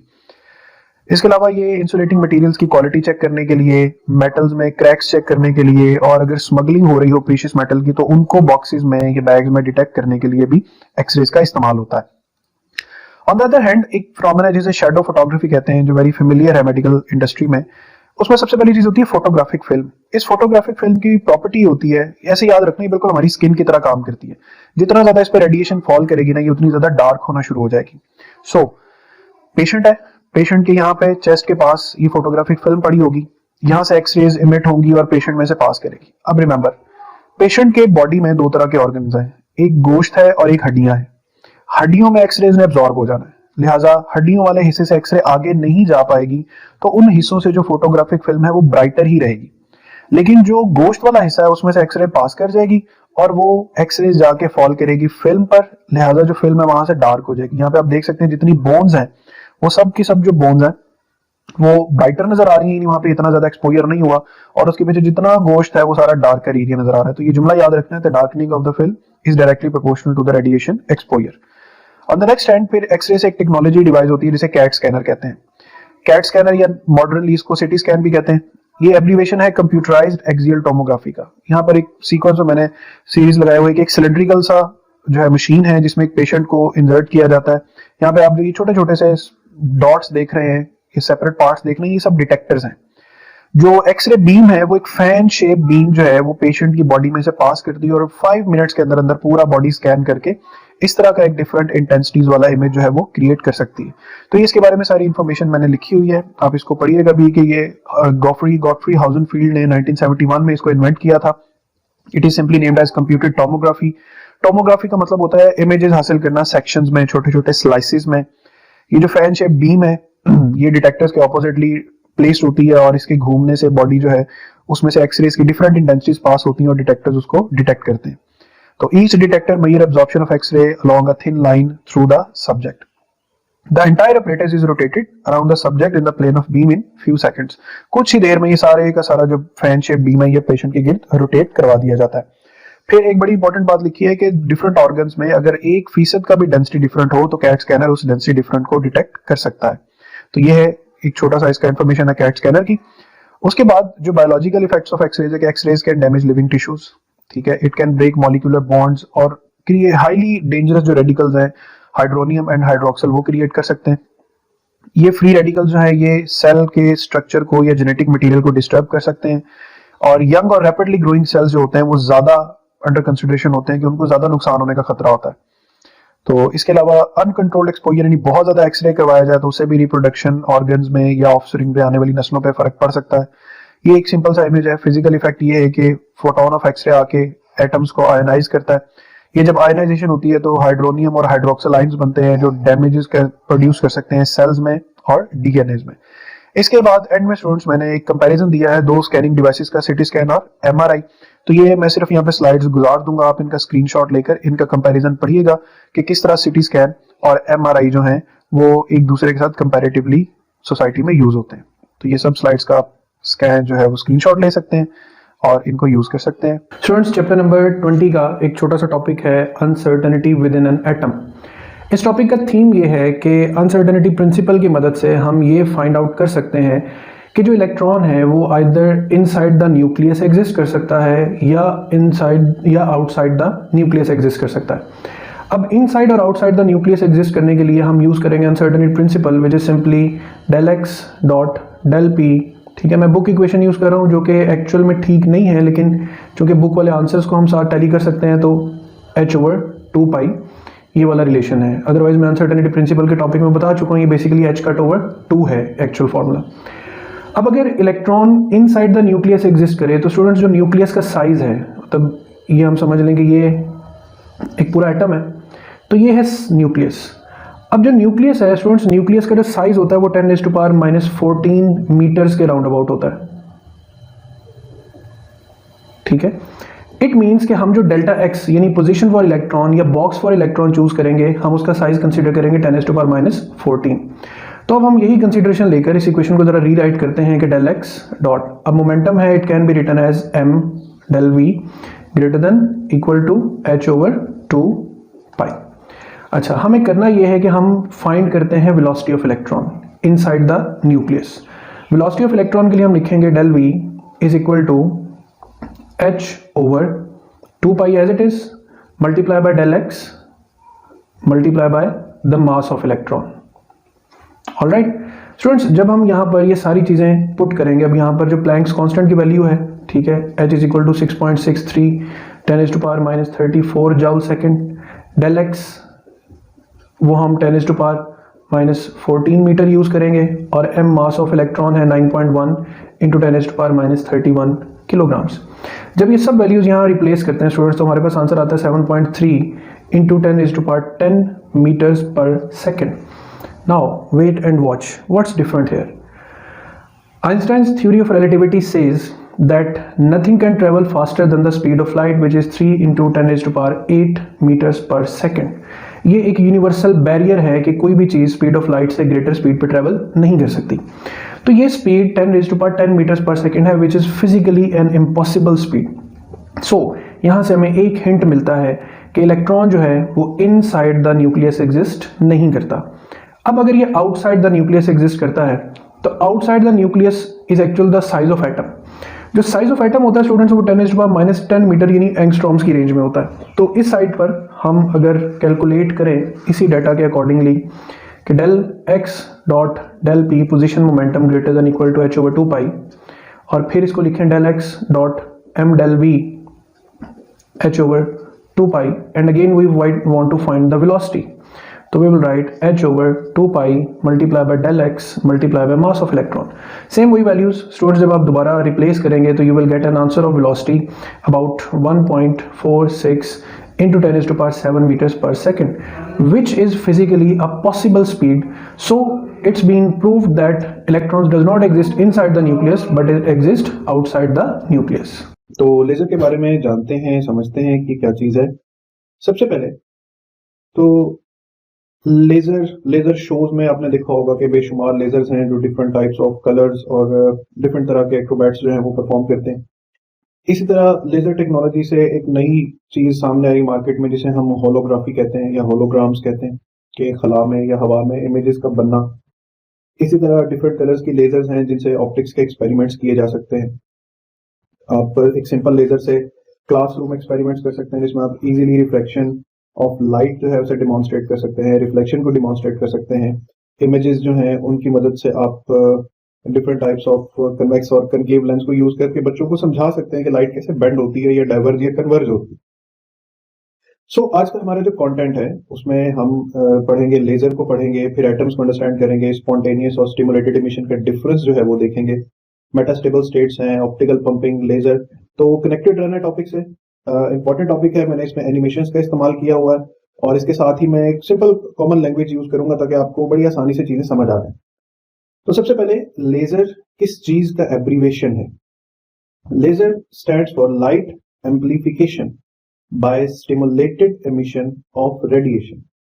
अब इसमें जितने वर्ड्स यूज हुए हैं मैं उन सब वर्ड्स का प्रॉपर मीनिंग आपको एक्सप्लेन करूंगा कि लाइट है उसको एम्पलीफाई करना है, कैसे एम्पलीफाई करना है, बाय स्टिमुलेटेड एमिशन। अब ये स्टिमुलेटेड एमिशन क्या चीज है, इस पर आपने फोकस रखना। सो अगली चीज जो हम लेजर को अंडरस्टैंड करने के लिए जरूरी है हमें समझना, वो है एटम्स। दो तरह के एटम्स आपने जहन में रखने, एक ground state atoms. Ground state atoms क्या है? ऐसे एटम जिसके तमाम इलेक्ट्रॉन्स अपनी लोएस्ट एनर्जी स्टेट में एग्जिस्ट करें, और एक्साइटेड स्टेट एटम्स ऐसे एटम्स जिसके इलेक्ट्रॉन या इलेक्ट्रॉन्स किसी एक्साइटेड स्टेट में एग्जिस्ट करें। तो ये दो चीजें हम आगे टॉपिक में यूज करेंगे, ground state atoms and excited state atoms. So तीसरी चीज है स्पॉन्टेनियस एंड स्टिमुलेटेड एमिशन। इस चीज पर आगे जाने से पहले मैं एक चीज आपको क्लियर करूं कि स्पॉन्टेनियस और स्टिमुलेटेड में आपने क्या फर्क जहन में रख के चलना है, जिससे आपको टॉपिक बड़ी आराम से समझ आ जाएगा। देखिए, स्पॉन्टेनियस एमिशन, स्पॉन्टेनियस कहते हैं खुद ब खुद होने वाला प्रोसेस। तो एटॉमिकली जो चीज खुद ब खुद रूनुमा हो उसे आपने याद रखना है, ये स्पॉन्टेनियस है। और जो चीज हम एटम से परफॉर्म करवाएं, जिस चीज पर हम एटम को मजबूर करें कि यार डू इट, वो चीज कहलाएगी स्टिमुलेटेड, वो चीज कहलाएगी इंड्यूस्ड। ऑलराइट, सो फर्ज करें कि हमारे पास दो एनर्जी स्टेट्स हैं, state E1 and state E2। एक एटम है, ये रेड एटम है फॉर एग्जांपल, ये अपनी ग्राउंड स्टेट E1 में, atom in ground state. So next step is कि मैं एक ऐसा फोटोन इस पर इंसिडेंट करूंगा जिस फोटोन की energy exactly E2 minus E1 यानी इस एनर्जी गैप के equal. So I am introducing the photon अब क्या होगा कि फोटोन एब्जॉर्ब होगा और इस एब्जॉर्प्शन को, क्योंकि ये हमने एब्जॉर्प्शन करवाया है, हम स्टिमुलेट करना कहेंगे, इंड्यूस करना कहेंगे, तो इसे हम कहेंगे स्टिमुलेटेड एब्जॉर्प्शन। क्या होगा स्टिमुलेटेड एब्जॉर्प्शन के बाद? The atom will jump to the excited state. क्या हुआ? आपने फोटोन इंसिडेंट किया और फोटोन इंसिडेंट करने के बाद जो एटम है वो जंप कर गया एक्साइटेड स्टेट E2। अब इसके बाद इसको हम कहेंगे या तो स्टिमुलेटेड एब्जॉर्प्शन, या फिर स्टिमुलेटेड की जगह इंड्यूस्ड का वर्ड भी यूज कर सकते हैं, इंड्यूस्ड एब्जॉर्प्शन।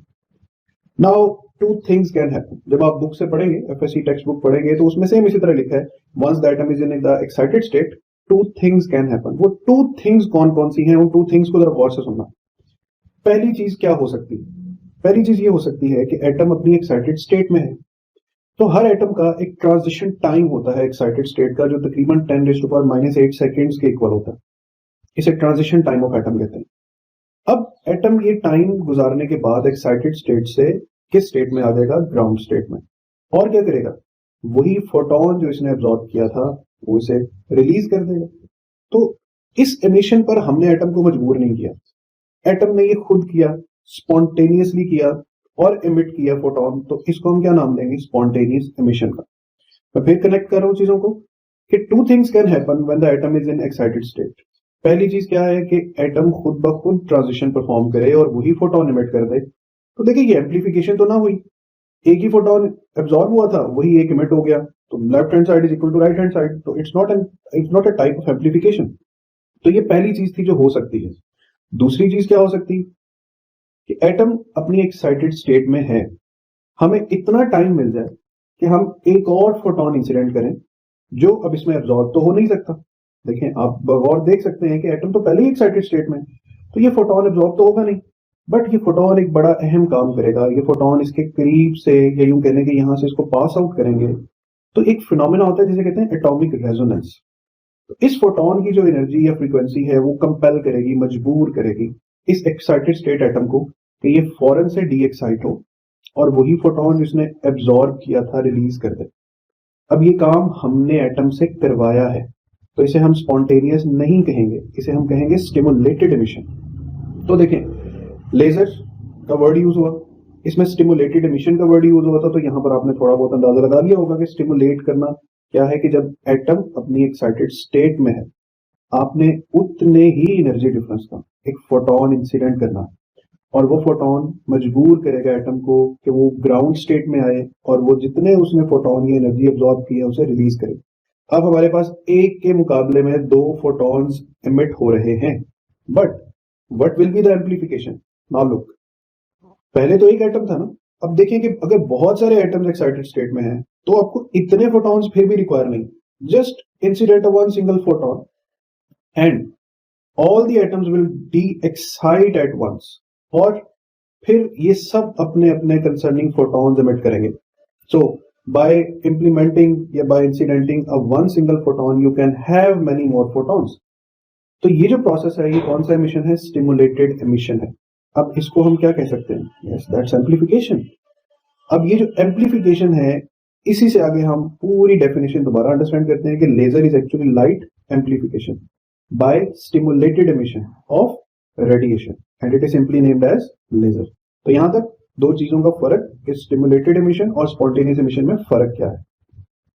नेक्स्ट हमारे पास एक अहम टारगेट है मेटास्टेबल स्टेट। जैसे मैंने एक वर्ड बोला था कि अगर हमें टाइम मिल जाए तो उस टाइम के लिए हमें जो स्टेट चाहिए वो है मेटास्टेबल स्टेट। इसको सिंपली मैं डिफाइन करूंगा कि मेटास्टेबल स्टेट ये भी एक एक्साइटेड स्टेट है एटम की, मगर फर्क क्या है कि मेटास्टेबल स्टेट में जो इलेक्ट्रॉन है वो थोड़ा सा लॉन्गर टाइम पीरियड के लिए एग्जिस्ट करता है बजाय एक्साइटेड स्टेट के। उसका फर्क मैं आगे शो करता हूं कि लेट्स से हमारे पास एटम में ये तीन स्टेट्स हैं, ग्राउंड स्टेट, ये सबसे ऊपर एक्साइटेड स्टेट और ये दरमियान में एक मेटास्टेबल स्टेट है। तो अगर एटम्स एक्साइटेड स्टेट में है, अगर एटम्स एक्साइटेड स्टेट में है तो वहां पर इनका स्टेट 10⁻⁸ सेकेंड्स का है, और अगर एटम्स मेटास्टेबल स्टेट में है, अगर एटम्स मेटास्टेबल स्टेट में है तो फिर जो यहाँ पे ट्रांजिशन टाइम है वो 10⁻³ सेकेंड्स के इक्वल होगा।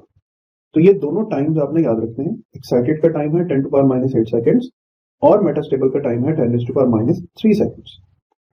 अब अगर हम दोनों टाइम्स की रेशियो फाइंड करें तो ये अक्सर एमसीक्यूज में आता है क्वेश्चन कि मेटास्टेबल स्टेट और एक्साइटेड स्टेट के टाइम्स को अगर हम आपस में डिवाइड करें तो वी गेट द आंसर 10⁵. तो आप सिंपली कह सकते हैं कि जो मेटास्टेबल स्टेट का टाइम ड्यूरेशन है वो एक्साइटेड स्टेट के टाइम ड्यूरेशन से 10⁵ टाइम्स ग्रेटर है, और ये टाइम हमारे लिए इंड्यूस्ड एक्शन परफॉर्म करने के लिए इनफ है. फिर इसके बाद लेजर में एक इंपॉर्टेंट चीज आती है optical pumping and population inversion. इन दोनों को सेपरेटली मैं डिस्कस करूंगा. देखिए ऑप्टिकल पंपिंग क्या है? It is simply the process of exciting atoms. कि आप किस एनर्जी सोर्स के तहत एटम्स को एक्साइट करेंगे. आपके पास आम लेजर है तो जैसे ही आप बटन प्रेस करेंगे उसका ऑब्वियसली आप ऑप्टिकल पंपिंग परफॉर्म करेंगे. तो जैसे ही आप बटन प्रेस करेंगे व्हाट विल हैपन.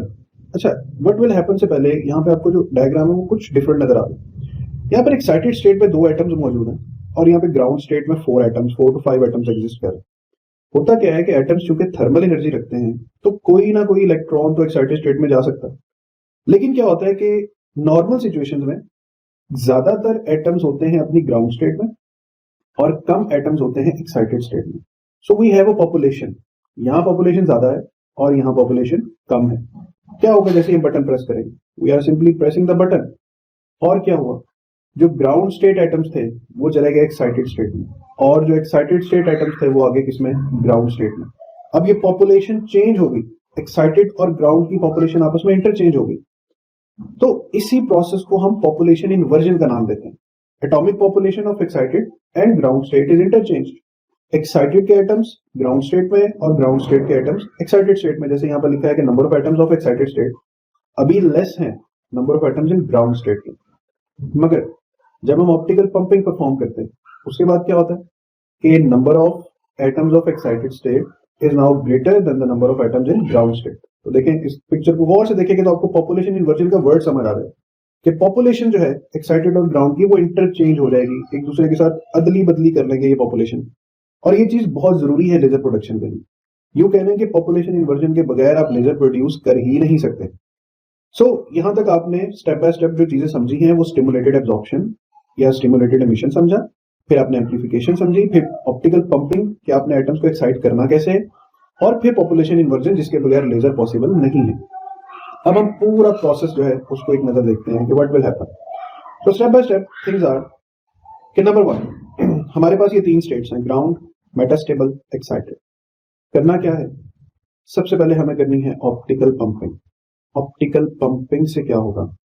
जो ग्राउंड स्टेट एटम्स थे वो एक्साइटेड में चले जाएंगे, जो एक्साइटेड स्टेट थे वो ग्राउंड स्टेट में आ जाएंगे और इस प्रोसेस को क्या कहेंगे? Population inversion.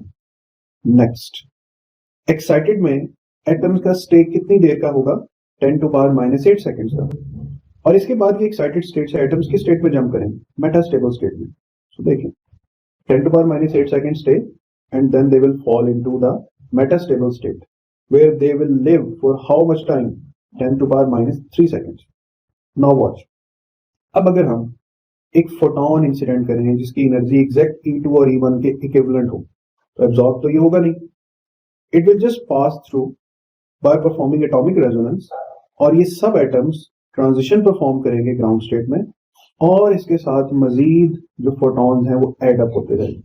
तो ये चंद एटम्स की कहानी, तो उसमें से किस तरह जो स्पॉटेड फोटॉन्स हैं या स्पॉटेड एटम्स हैं वो ट्रांजिशन परफॉर्म करते हैं और हमें लेजर जो है या मोनोक्रोमेटिक लाइट जो है वो हासिल होती है. ये बुक डायग्राम, इस बुक डायग्राम में देखें कि E1 ग्राउंड स्टेट है, फिर E2 मेटास्टेबल स्टेट है, E3 एक्साइटेड स्टेट है. तो नंबर 1 पे इंड्यूस्ड एब्जॉर्प्शन लिखा हुआ है. इंड्यूस्ड एब्जॉर्प्शन से एटम्स एक्साइटेड स्टेट में जाएंगे, -8 सेकेंड्स के बाद मेटास्टेबल में आएंगे. वहां पर आपने एक इनपुट फोटोन देना है जिसकी वजह से ये ट्रांजिशन परफॉर्म होगी और optically amplified beam of light जो है वो हमें हासिल होगी. तो इस डायग्राम को आप पूरा प्रोसेस रिपीट करके देख सकते हैं.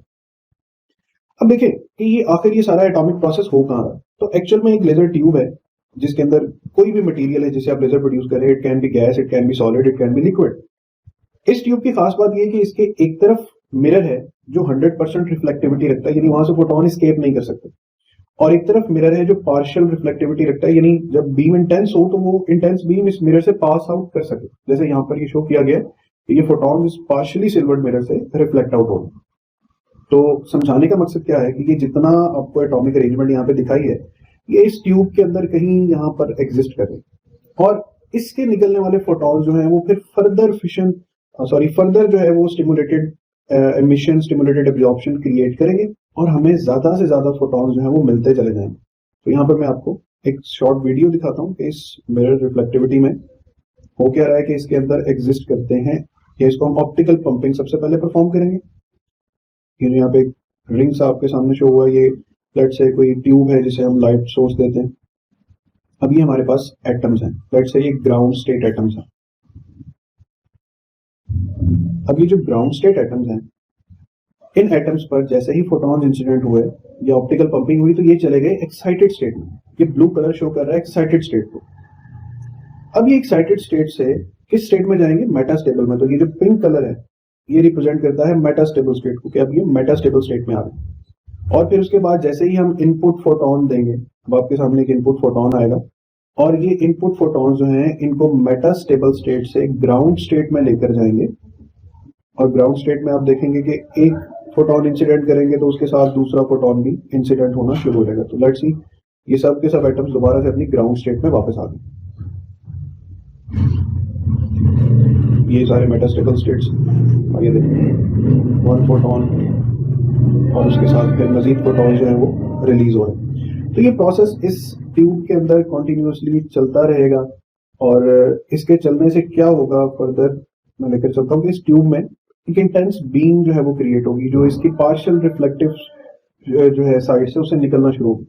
अब ये जो बीम यहाँ पर अपीयर हो रही, इस बीम के बारे में थोड़ा डिस्कस करते हैं। इसको थोड़ा जूम कर लेते हैं, अपने करीब कर लेते हैं और इसके अंदर झांकते हैं कि अंदर क्या है। तो हमें नजर आएगा कि इसके अंदर तो आइडेंटिकल फोटॉन्स हैं जो एक कतार की शक्ल में ट्रेवल कर रहे हैं। तो इस बीम की कुछ खुसूसियात हैं और वो खुसूसियात ये हैं कि ये जो लेजर बीम है ये कोहेरेंट है।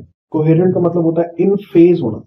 देखिए ये सब फोटॉन्स आपस में अलाइंड है, तो इसे फेज कोहेरेंट होना कहते हैं। मोनोक्रोमेटिक है, यानी सिंगल कलर है। अगर रेड लेजर है तो रेड कलर एमिट होगा, ब्लू लेजर है तो ब्लू कलर एमिट होगा। यूनिडायरेक्शनल, ये लाइट फैलती कम है, ये ज्यादातर एक स्ट्रेट लाइन में ट्रेवल करती है और इस बीम की जो इंटेंसिटी है वो बहुत स्ट्रांग होती है। फिर लेजर हर वो काम परफॉर्म कर सकती है जो सिंपल ऑर्डिनरी लाइट कर सकती है। It can reflect, it can refract, it can interfere, it can diffract, it can scatter, it can polarise. तो ये सारी ऑप्टिकल प्रॉपर्टीज जो है वो हमें लेजर में मिल जाती है। अब नेक्स्ट इसमें टॉपिक है हीलियम नियॉन लेजर। एक इंपॉर्टेंट टाइप ऑफ लेजर है जो रेड कलर रखती है और ये गैस टाइप लेजर है। अब इस गैस टाइप लेजर में हम क्या चीज इस्तेमाल करते हैं एक्चुअल में? इस लेजर में ये जो लेजर ट्यूब है उसमें 85% हीलियम है और 15% नियॉन है। 85% हीलियम और 15% नियॉन में सबसे खास बात ये है, इनको मिक्स करने का पर्पस ये है कि इनमें दो नियरली आइडेंटिकल मेटास्टेबल स्टेट्स हैं। हीलियम स्टेट है 20.61 इलेक्ट्रॉन वोल्ट और नियॉन स्टेट है 20.66 इलेक्ट्रॉन वोल्ट। अब करना क्या है स्टेप बाय स्टेप, इसमें मैं आपको एक्सप्लेन करता हूँ कि नंबर 1 स्टेप पे हमारे पास एटम्स हैं ग्राउंड स्टेट में, और उन ग्राउंड स्टेट एटम्स को हम नंबर 1 ऑप्टिकल पंपिंग के जरिए सबसे पहले करेंगे एक्साइट। अब हीलियम के एटम्स जब एक्साइट होंगे तो ये अपनी एनर्जी और additional 0.05 electron volt kinetic energy ये नियॉन एटम्स को ट्रांसफर करेंगे और इस ट्रांसफॉर्मेशन से मेटास्टेबल स्टेट में आ जाएंगे नियॉन के atoms. Neon atoms metastable state में है। अब यहाँ पर एक इंपॉर्टेंट लाइन लिखी है जिसे आपने समझना है कि spontaneous emission from neon. Spontaneous emission कोई एक्स्ट्राऑर्डिनरी चीज नहीं है, ये खुद ब खुद हो सकता है एटम्स में। तो एटम में, नियॉन एटम में एक भी स्पॉन्टेनियस एमिशन होता है तो उससे बाकियों के लिए स्टिमुलेटेड एमिशन कॉज होगा और there will be a transition from 20.66 eV to 18.70 eV like this। अब इससे रेड लेजर क्रिएट होगी। ये रेड लेजर फोटॉन्स है और इसकी जो वेवलेंथ होगी वो 632.8 नैनोमीटर्स होगी और इसकी जो एनर्जी होगी वो 1.96। ये 1.96 कैसे आएगा? आप इस एनर्जी स्टेट 20.66 में से 18.70 को क्या कर दें? माइनस कर दें। सो ये हीलियम नियॉन लेजर है। इसमें ये इंपॉर्टेंट पॉइंट है स्पॉन्टेनियस एमिशन वाला, इसे आपने मेमोराइज करना। इसके बाद हम आते हैं यूजेस ऑफ लेजर पर।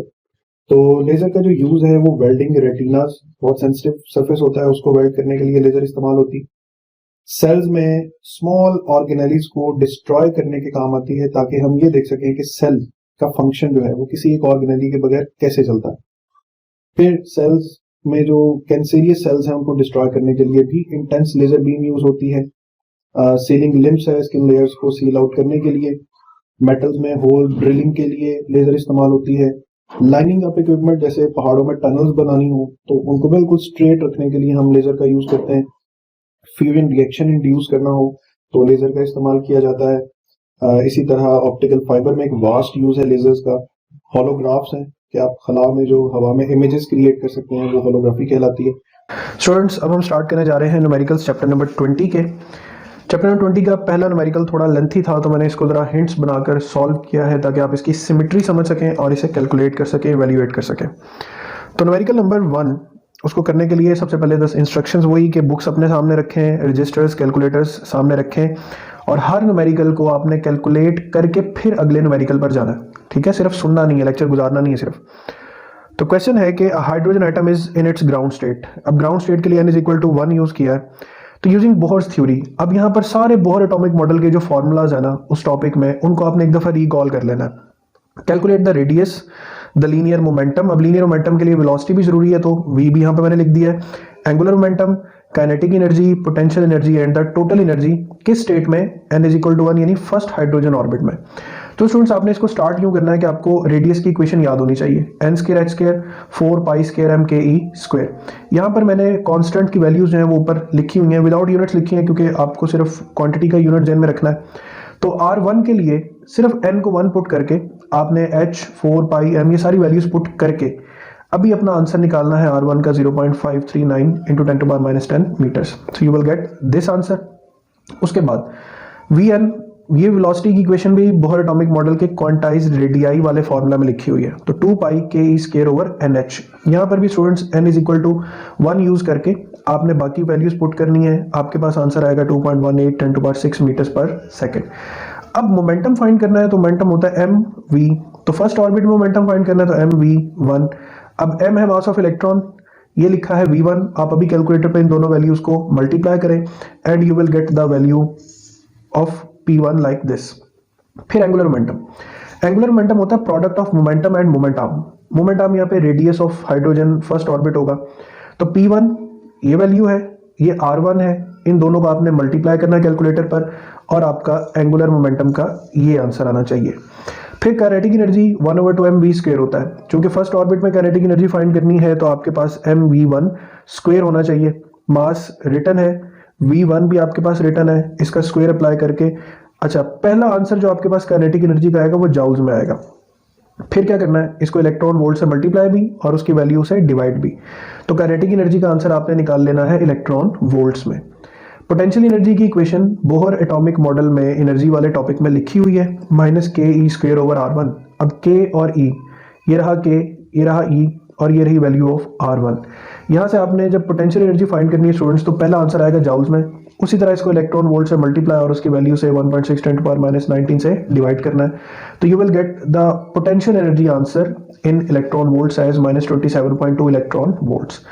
लास्टली जब आपने टोटल एनर्जी फाइंड करनी है तो total energy is the sum of kinetic and potential. तो ये काइनेटिक और पोटेंशियल की जो वैल्यूज आपने इलेक्ट्रॉन वोल्ट्स में निकालनी है, इन दोनों को स्टूडेंट्स आपने ऐड करना है and you will get the final answer.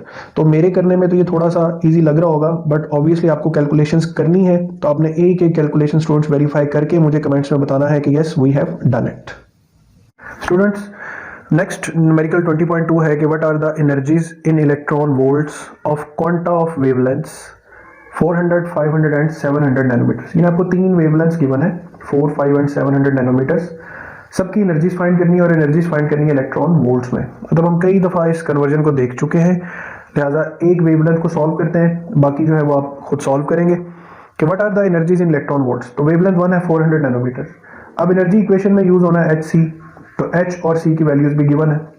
जब आप यहाँ पे वैल्यूज पुट करेंगे 6.63 10 to power -34, speed of light 3 into 10 raise to power 8 और lambda 1 400 into 10 raise to power -9। तो स्टूडेंट्स आपके पास जो पहला आंसर जाउल्स में आता है वो आता है 4.97 into 10 raise to power -19 joules. अब इसी को आपने इलेक्ट्रॉन वोल्ट से मल्टीप्लाई और इलेक्ट्रॉन वोल्ट्स की वैल्यू से डिवाइड कर देना है 1.6 इंटू 10 टू पावर -19। तो जाउल्स और जाउल्स कैंसिल हो जाएंगे, आपके पास जो स्टूडेंट्स आंसर आएगा वो 3.10 इलेक्ट्रॉन वोल्ट आ जाएगा। तो ये आ जाएगा फर्स्ट आंसर। सेम इसी तरह बाकी आंसर्स आपने इसी पैटर्न में कैलकुलेट करने हैं।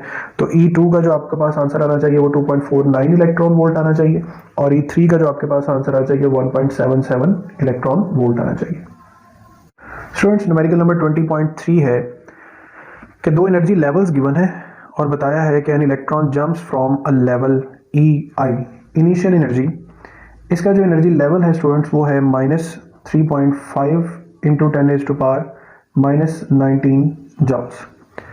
It jumps to another final level whose energy is -1.20 into 10⁻⁻18 joules.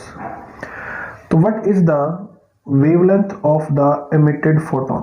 ये वेवलेंथ हमें फाइंड करनी है। तो गिवन डाटा में हमें EI गिवन है -3.5 इंटू 10⁻⁻19 joules.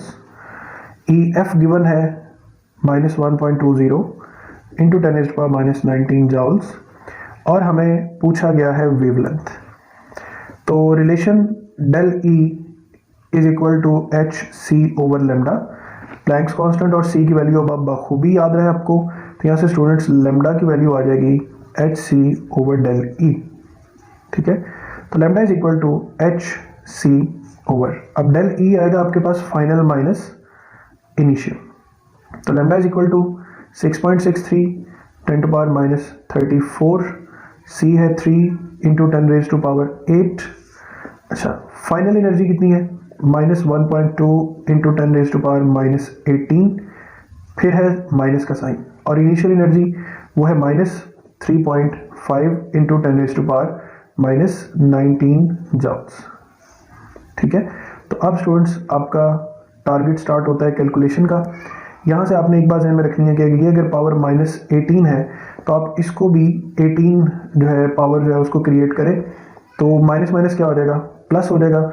यहाँ पे आप एक ज़ीरो इंक्रीज करके आप इसको कर सकते हैं 18। तो मैं यहाँ पे डायरेक्ट आंसर लिख रहा हूँ कि आपके पास जो वेवलेंथ है उसका आंसर आएगा 234 नैनोमीटर्स। ठीक है, इससे आगे कैलकुलेशन सॉल्व करनी। स्टूडेंट्स न्यूमेरिकल नंबर 20.4 है कि कंप्यूट द शॉर्टेस्ट वेवलेंथ। अब फाइंड करने के लिए कहा गया wavelength corresponding to the transition in hydrogen from n is equal to 6 to n is equal to 3। Hydrogen की स्टेट्स हैं 2 3 4 5 6। तो n इज इक्वल टू 6 से n इज इक्वल टू 3 में जो ट्रांजिशन हुआ है उसके नतीजे में जो वेवलेंथ एमिट हुई है वो हमें फाइंड करनी है। तो यहाँ पे हमारे पास जो p ऑर्बिट है वो है 3, जो n ऑर्बिट है वो है 6। तो यहाँ पर हम स्टूडेंट्स रिडबर्ग कांस्टेंट की भी जरूरत पड़ेगी क्योंकि बोहर एटॉमिक मॉडल से हमने यूज़ करना है। तो 1.0974 इंटू 10⁻7 पर मीटर ये रिडबर्ग कांस्टेंट है। अब फॉर्मूला कौन सा लगेगा, 1 over lambda Rydberg constant 1 over p square minus 1 over m square, ये इसका जनरल फॉर्मूला है। तो 1 over lambda is equal to 1.0974, या आप यूँ करेंगे रिडबर्ग कांस्टेंट को भी साथ साथ ले जाते जाएं, यहाँ पे आ जाए 1 over 3 square minus 1 over 6 square. तो स्टूडेंट्स यहाँ पे आप जब इसको सॉल्व करेंगे 1 over lambda is equal to Rydberg constant 1.0974 into 10⁻7। ये ब्रैकेट टर्म स्टूडेंट्स जब आप सॉल्व करेंगे तो इसका आंसर आपके पास 3/36 आएगा। ठीक है, तो फर्दर जब आपने फाइनल आंसर फाइंड करना है तो उसके लिए आप पूरी वैल्यू को इन्वर्ट कर दें, यानी आपने लेमडा फाइंड करना है तो 36 ऊपर आ जाएगा, नीचे आ जाएगा 3 मल्टीप्लाई बाई 1.0974 इंटू 10⁻7। तो इन शॉर्ट आपके पास जो फाइनल आंसर आना चाहिए वो 1093 नैनोमीटर्स आना चाहिए। स्टूडेंट्स न्यूमेरिकल नंबर 20.5 है हमारे पास कि कंप्यूट द या calculate the shortest wavelength of the radiation in the Balmer series. अब पूछा आपसे ये है शॉर्टेस्ट वेवलेंथ या minimum wavelength. Students minimum wavelength किसी भी रीजन में तब एग्जिस्ट करती है जब कोई इलेक्ट्रॉन इन्फिनिटी से फॉल करता है उस कंसर्निंग ऑर्बिट में। अब बाल्मर सीरीज है तो हमारे पास n की जो वैल्यू है, p की जो वैल्यू है वो आपके पास क्या आएगी, 2 आ जाएगी। शॉर्टेस्ट चाहिए तो जंप इन्फिनिटी से लगना चाहिए, तो n की वैल्यू क्या आ जाएगी, इन्फिनिटी। क्योंकि इसमें रिडबर्ग कांस्टेंट भी यूज होना है तो RH की वैल्यू भी अपने डाटा में लिख दें 1.0974 इंटू 10⁻7 पर मीटर। तो अब इसको कंप्यूट कैसे करना है, आपने बाल्मर सीरीज का फॉर्मूला लिखना है 1 over lambda Rydberg constant 1 over 2 square minus 1 over infinity square. अब 1 ओवर इन्फिनिटी ये क्या होता है 0, तो 1 over lambda is equal to आ जाएगा रेडबर्ग्स कांस्टेंट इंटू 1/4 और लेमडा की वैल्यू आपके पास क्या आ जाएगी 4 डिवाइडेड बाय रेडबर्ग्स कांस्टेंट, तो 4 डिवाइडेड बाय 1.0974 इंटू 10⁻⁷। तो स्टूडेंट्स आपके पास जो शॉर्टेस्ट वेवलेंथ आ जाएगी वो आ जाएगी 364.5 नैनोमीटर। स्टूडेंट्स न्यूमेरिकल नंबर 20.6 है कि कैलकुलेट द लॉन्गेस्ट वेवलेंथ, यानी मैक्सिमम वेवलेंथ हमें फाइंड करनी है। कौन सी सीरीज में, पास्टन सीरीज में, जिसके लिए p की वैल्यू होती है 3। अब लॉन्गेस्ट फाइंड करनी है। लॉन्गेस्ट वेवलेंथ फाइंड करने के लिए स्टूडेंट्स आपको सबसे स्मॉलेस्ट जंप देखना पड़ता। अब थर्ड ऑर्बिट में सबसे स्मॉलेस्ट जंप खुद बताएं 4 से लगेगा, 5 से या 6 से। ऑब्वियसली 4 से लगने वाला जंप सबसे स्मॉलेस्ट जंप होगा, लिहाजा जो इससे वेवलेंथ जनरेट होगी इस रीजन की वो सबसे लॉन्गेस्ट या मैक्सिमम वेवलेंथ होगी। तो यहाँ पर n की वैल्यू हमें क्या सपोज करनी है 4 सपोज करनी है। तो अगेन चूंकि रेडबर्ग्स कांस्टेंट भी यूज होगा तो 1.0974 इंटू 10⁻⁷ पर मीटर ये भी यूज होगा। तो फॉर्मूला पास्टन सीरीज का अप्लाई करना है 1 over lambda is equal to Rydberg's constant 1 over 3 square minus 1 over 4 square. तो 1 over lambda Rydberg's constant 1 over 9 minus 1 over 16। Students इसके बाद आप इसका एलसीएम लेंगे तो 1 ओवर लेमडा रेडबर्ग कांस्टेंट, तो इसका एलसीएम आ जाएगा 144। ठीक है, तो जब इसको आप सिंपली सॉल्व करेंगे तो 9 इंटू 16 बनेगा और 16 इंटू 9 बनेगा। तो ये इससे ऑनवर्ड बनेगा रेडबर्ग्स कांस्टेंट इंटू 7/144। तो यहाँ से इसको इन्वर्ट कर दें, लेमडा बना देंगे तो बन जाएगा 144 divided by 7 times of रेडबर्ग्स constant. अब स्टूडेंट्स आपने डायरेक्ट इनकी वैल्यूज पुट करनी है। मैं डायरेक्ट आंसर लिख देता हूँ 1875 नैनोमीटर्स और आपने ये आंसर अभी कैलकुलेट करना है। स्टूडेंट्स न्यूमेरिकल नंबर 20.7 है कि ये एक्सरे के टॉपिक से रिलेटेड है कि electron in an X-ray tube is accelerated through a potential difference. अब एक इलेक्ट्रॉन है जो एक्सेलरेट कर रहा है through a potential difference of 3000 volts. If these electrons were slow down in a target, अगर इलेक्ट्रॉन स्लो डाउन होते हैं यानी ब्रेक्स लगती हैं इनको, what will be the minimum wavelength, lambda minimum क्या प्रोड्यूस होगा। स्टूडेंट्स लैम्डा मिनिमम के बारे में बेस्ट या बेटर कॉन्सेप्ट्स अटेन करने के लिए आप मेरा एक्सरे प्रोडक्शन वाला जो लेक्चर है वो लाजमी देखें। यहाँ पे मैं न्यूमेरिकल सॉल्व कर देता हूँ। लैम्डा मिनिमम हमें फाइंड करना है। अब वेवलेंथ फाइंड करने के लिए हमारे पास एक रिलेशन होता है hc ओवर लैम्डा। अब यहाँ पर जो एनर्जी है स्टूडेंट्स वो चूंकि वोल्टेज से प्रोवाइडेड एनर्जी है तो energy can be written as electron volt. तो now we will write EV is equal to hc over lambda minimum. तो from here we can use lambda minimum is equal to hc over EV। तो lambda minimum 6.63 10 to power minus 34, speed of light 3 into 10 raised to power 8, electronic charge 1.6 10 to power minus 19 और voltage 3000। ये सारी values put करके students your answer comes out to be 4.14 into 10 raised to power minus 10 metres. स्टूडेंट्स numerical number 20.8 ये भी X-ray से related है कि the wavelength of K X-ray. K X-ray क्या होता है, के सीरीज, ये फिर एल ऑर्बिट होता है, फिर इससे ऑनवर्ड एम। तो किसी भी ऑर्बिट से अगर इलेक्ट्रॉन के रीजन में फॉल करता है तो इससे के एक्स रेज प्रोड्यूस होती है। Now it says K X-ray from a copper has a wavelength 1.377 into 10 raised to power minus 10 metres. What is the energy difference, del E हमसे पूछा है, यानी जहां से भी इलेक्ट्रॉन ने जंप किया है उन दो रीजन्स के दरमियान एनर्जी गैप कितना है।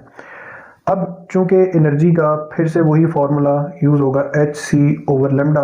तो h और c की स्टूडेंट्स वैल्यूज आपके माइंड में है इसलिए मैं ज़्यादा टाइम नहीं लूँगा आपका। तो lambda is equal to hc, तो यहाँ से डेल ई आपने फाइंड करना है। तो 6.63 10 power minus 34 3 into 10 raise to power 8 divided by 1.377 into 10 raise to power minus 10। तो स्टूडेंट्स आपके पास जो पहला आंसर आएगा वो आ जाएगा जाउल्स में 14.44 into 10 raise to power minus 16 joules. इसी को फिर इलेक्ट्रॉन वोल्ट से मल्टीप्लाई कर दें, उसकी वैल्यू से डिवाइड कर दें, जूल्स कैंसिल हो जाएगा। तो आपके पास जो एनर्जी ट्रांजिशन डिफरेंस है वो आ जाएगा 9.03 किलो इलेक्ट्रॉन वोल्ट्स। तो इस तरीके से इसको पूरा सॉल्व करके तमाम तर आंसर जो है इसके वेरीफाई करें।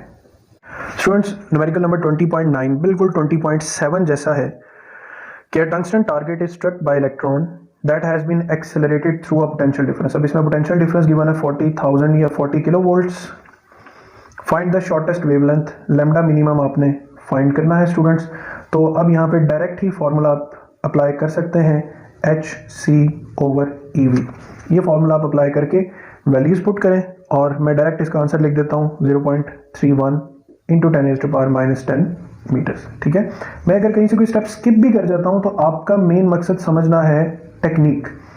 कैलकुलेशन आपने खुद करनी है, खुद आंसर्स इवैल्यूएट करने हैं, क्योंकि यहाँ आप प्रैक्टिस करेंगे आंसर्स की तो बोर्ड में या फाइनल एग्जाम्स में आपके आंसर्स रॉन्ग नहीं होंगे। स्टूडेंट्स, लास्ट न्यूमेरिकल है चैप्टर नंबर 20 का। इसकी कैलकुलेशंस को ज़रा जल्दी स्पीड अप करने के लिए मैंने पहले से थोड़ा सॉल्व कर दिया है कि एक हाइड्रोजन ऑर्बिट में हमें जो the orbital electron of hydrogen atom moves with the speed of, ये स्पीड गिवन है आपको न्यूमेरिकल में। आपसे पूछा क्या कुछ है, the orbital quantum number, radius of that orbit and energy in that orbit. Students, इसमें वही चंद कॉन्स्टेंट्स यूज हो सकते हैं, E, H, K और M। अब स्टेप्स इसके ये हैं कि आपको चूंकि वेलोसिटी गिवन है तो आप वेलोसिटी का जनरल फॉर्मूला लिख लें, Vn = 2πkE²/n h। अब इसमें से n फाइंड करना है तो n को सेपरेट करें, Vn को इधर डिवाइड कर दें, 2πkE² सब सारी वैल्यूज गिवन है। जब आप ये सॉल्व कर लें तो आपका फाइनल आंसर आना चाहिए है 4 या अप्रॉक्सीमेट 4। ये 3 पॉइंट कुछ भी आ रहा हो तो आपने उसे अप्रॉक्सीमेट क्या कंसीडर कर लेना है, 4 कंसीडर कर लेना है। फिर बोहर एटॉमिक मॉडल में रेडियस का जनरल फॉर्मूला लिखा हुआ है, Rn = n²r0। यहाँ पे r0 क्या है, r0 की जो वैल्यू होती है स्टूडेंट्स होती है 0.053 नैनोमीटर्स, जो फर्स्ट ऑर्बिट होता है हाइड्रोजन का। तो यहाँ पे n² का मतलब है 4² इंटू r0 यानी 16 टाइम्स ऑफ r0। तो आपके पास जो रेडियस ऑफ दैट ऑर्बिट आ जाएगा वो 0.0864 नैनोमीटर्स आ जाएगा। फिर बोहर एटॉमिक मॉडल में एनर्जी की जनरल इक्वेशन लिखी है कि energy of any orbit is equal to -E0/n²। E0 है आपके पास 13.6 इलेक्ट्रॉन वोल्ट, उसे 4² से यानी 16 से डिवाइड करें तो आपके पास total energy in that orbit जो आ जाएगी वो आ जाएगी -0.85 इलेक्ट्रॉन वोल्ट। तो ये हमारे पास 3 आंसर आ जाएंगे, 1, 2 and 3। So that's all about students numericals of chapter number 20।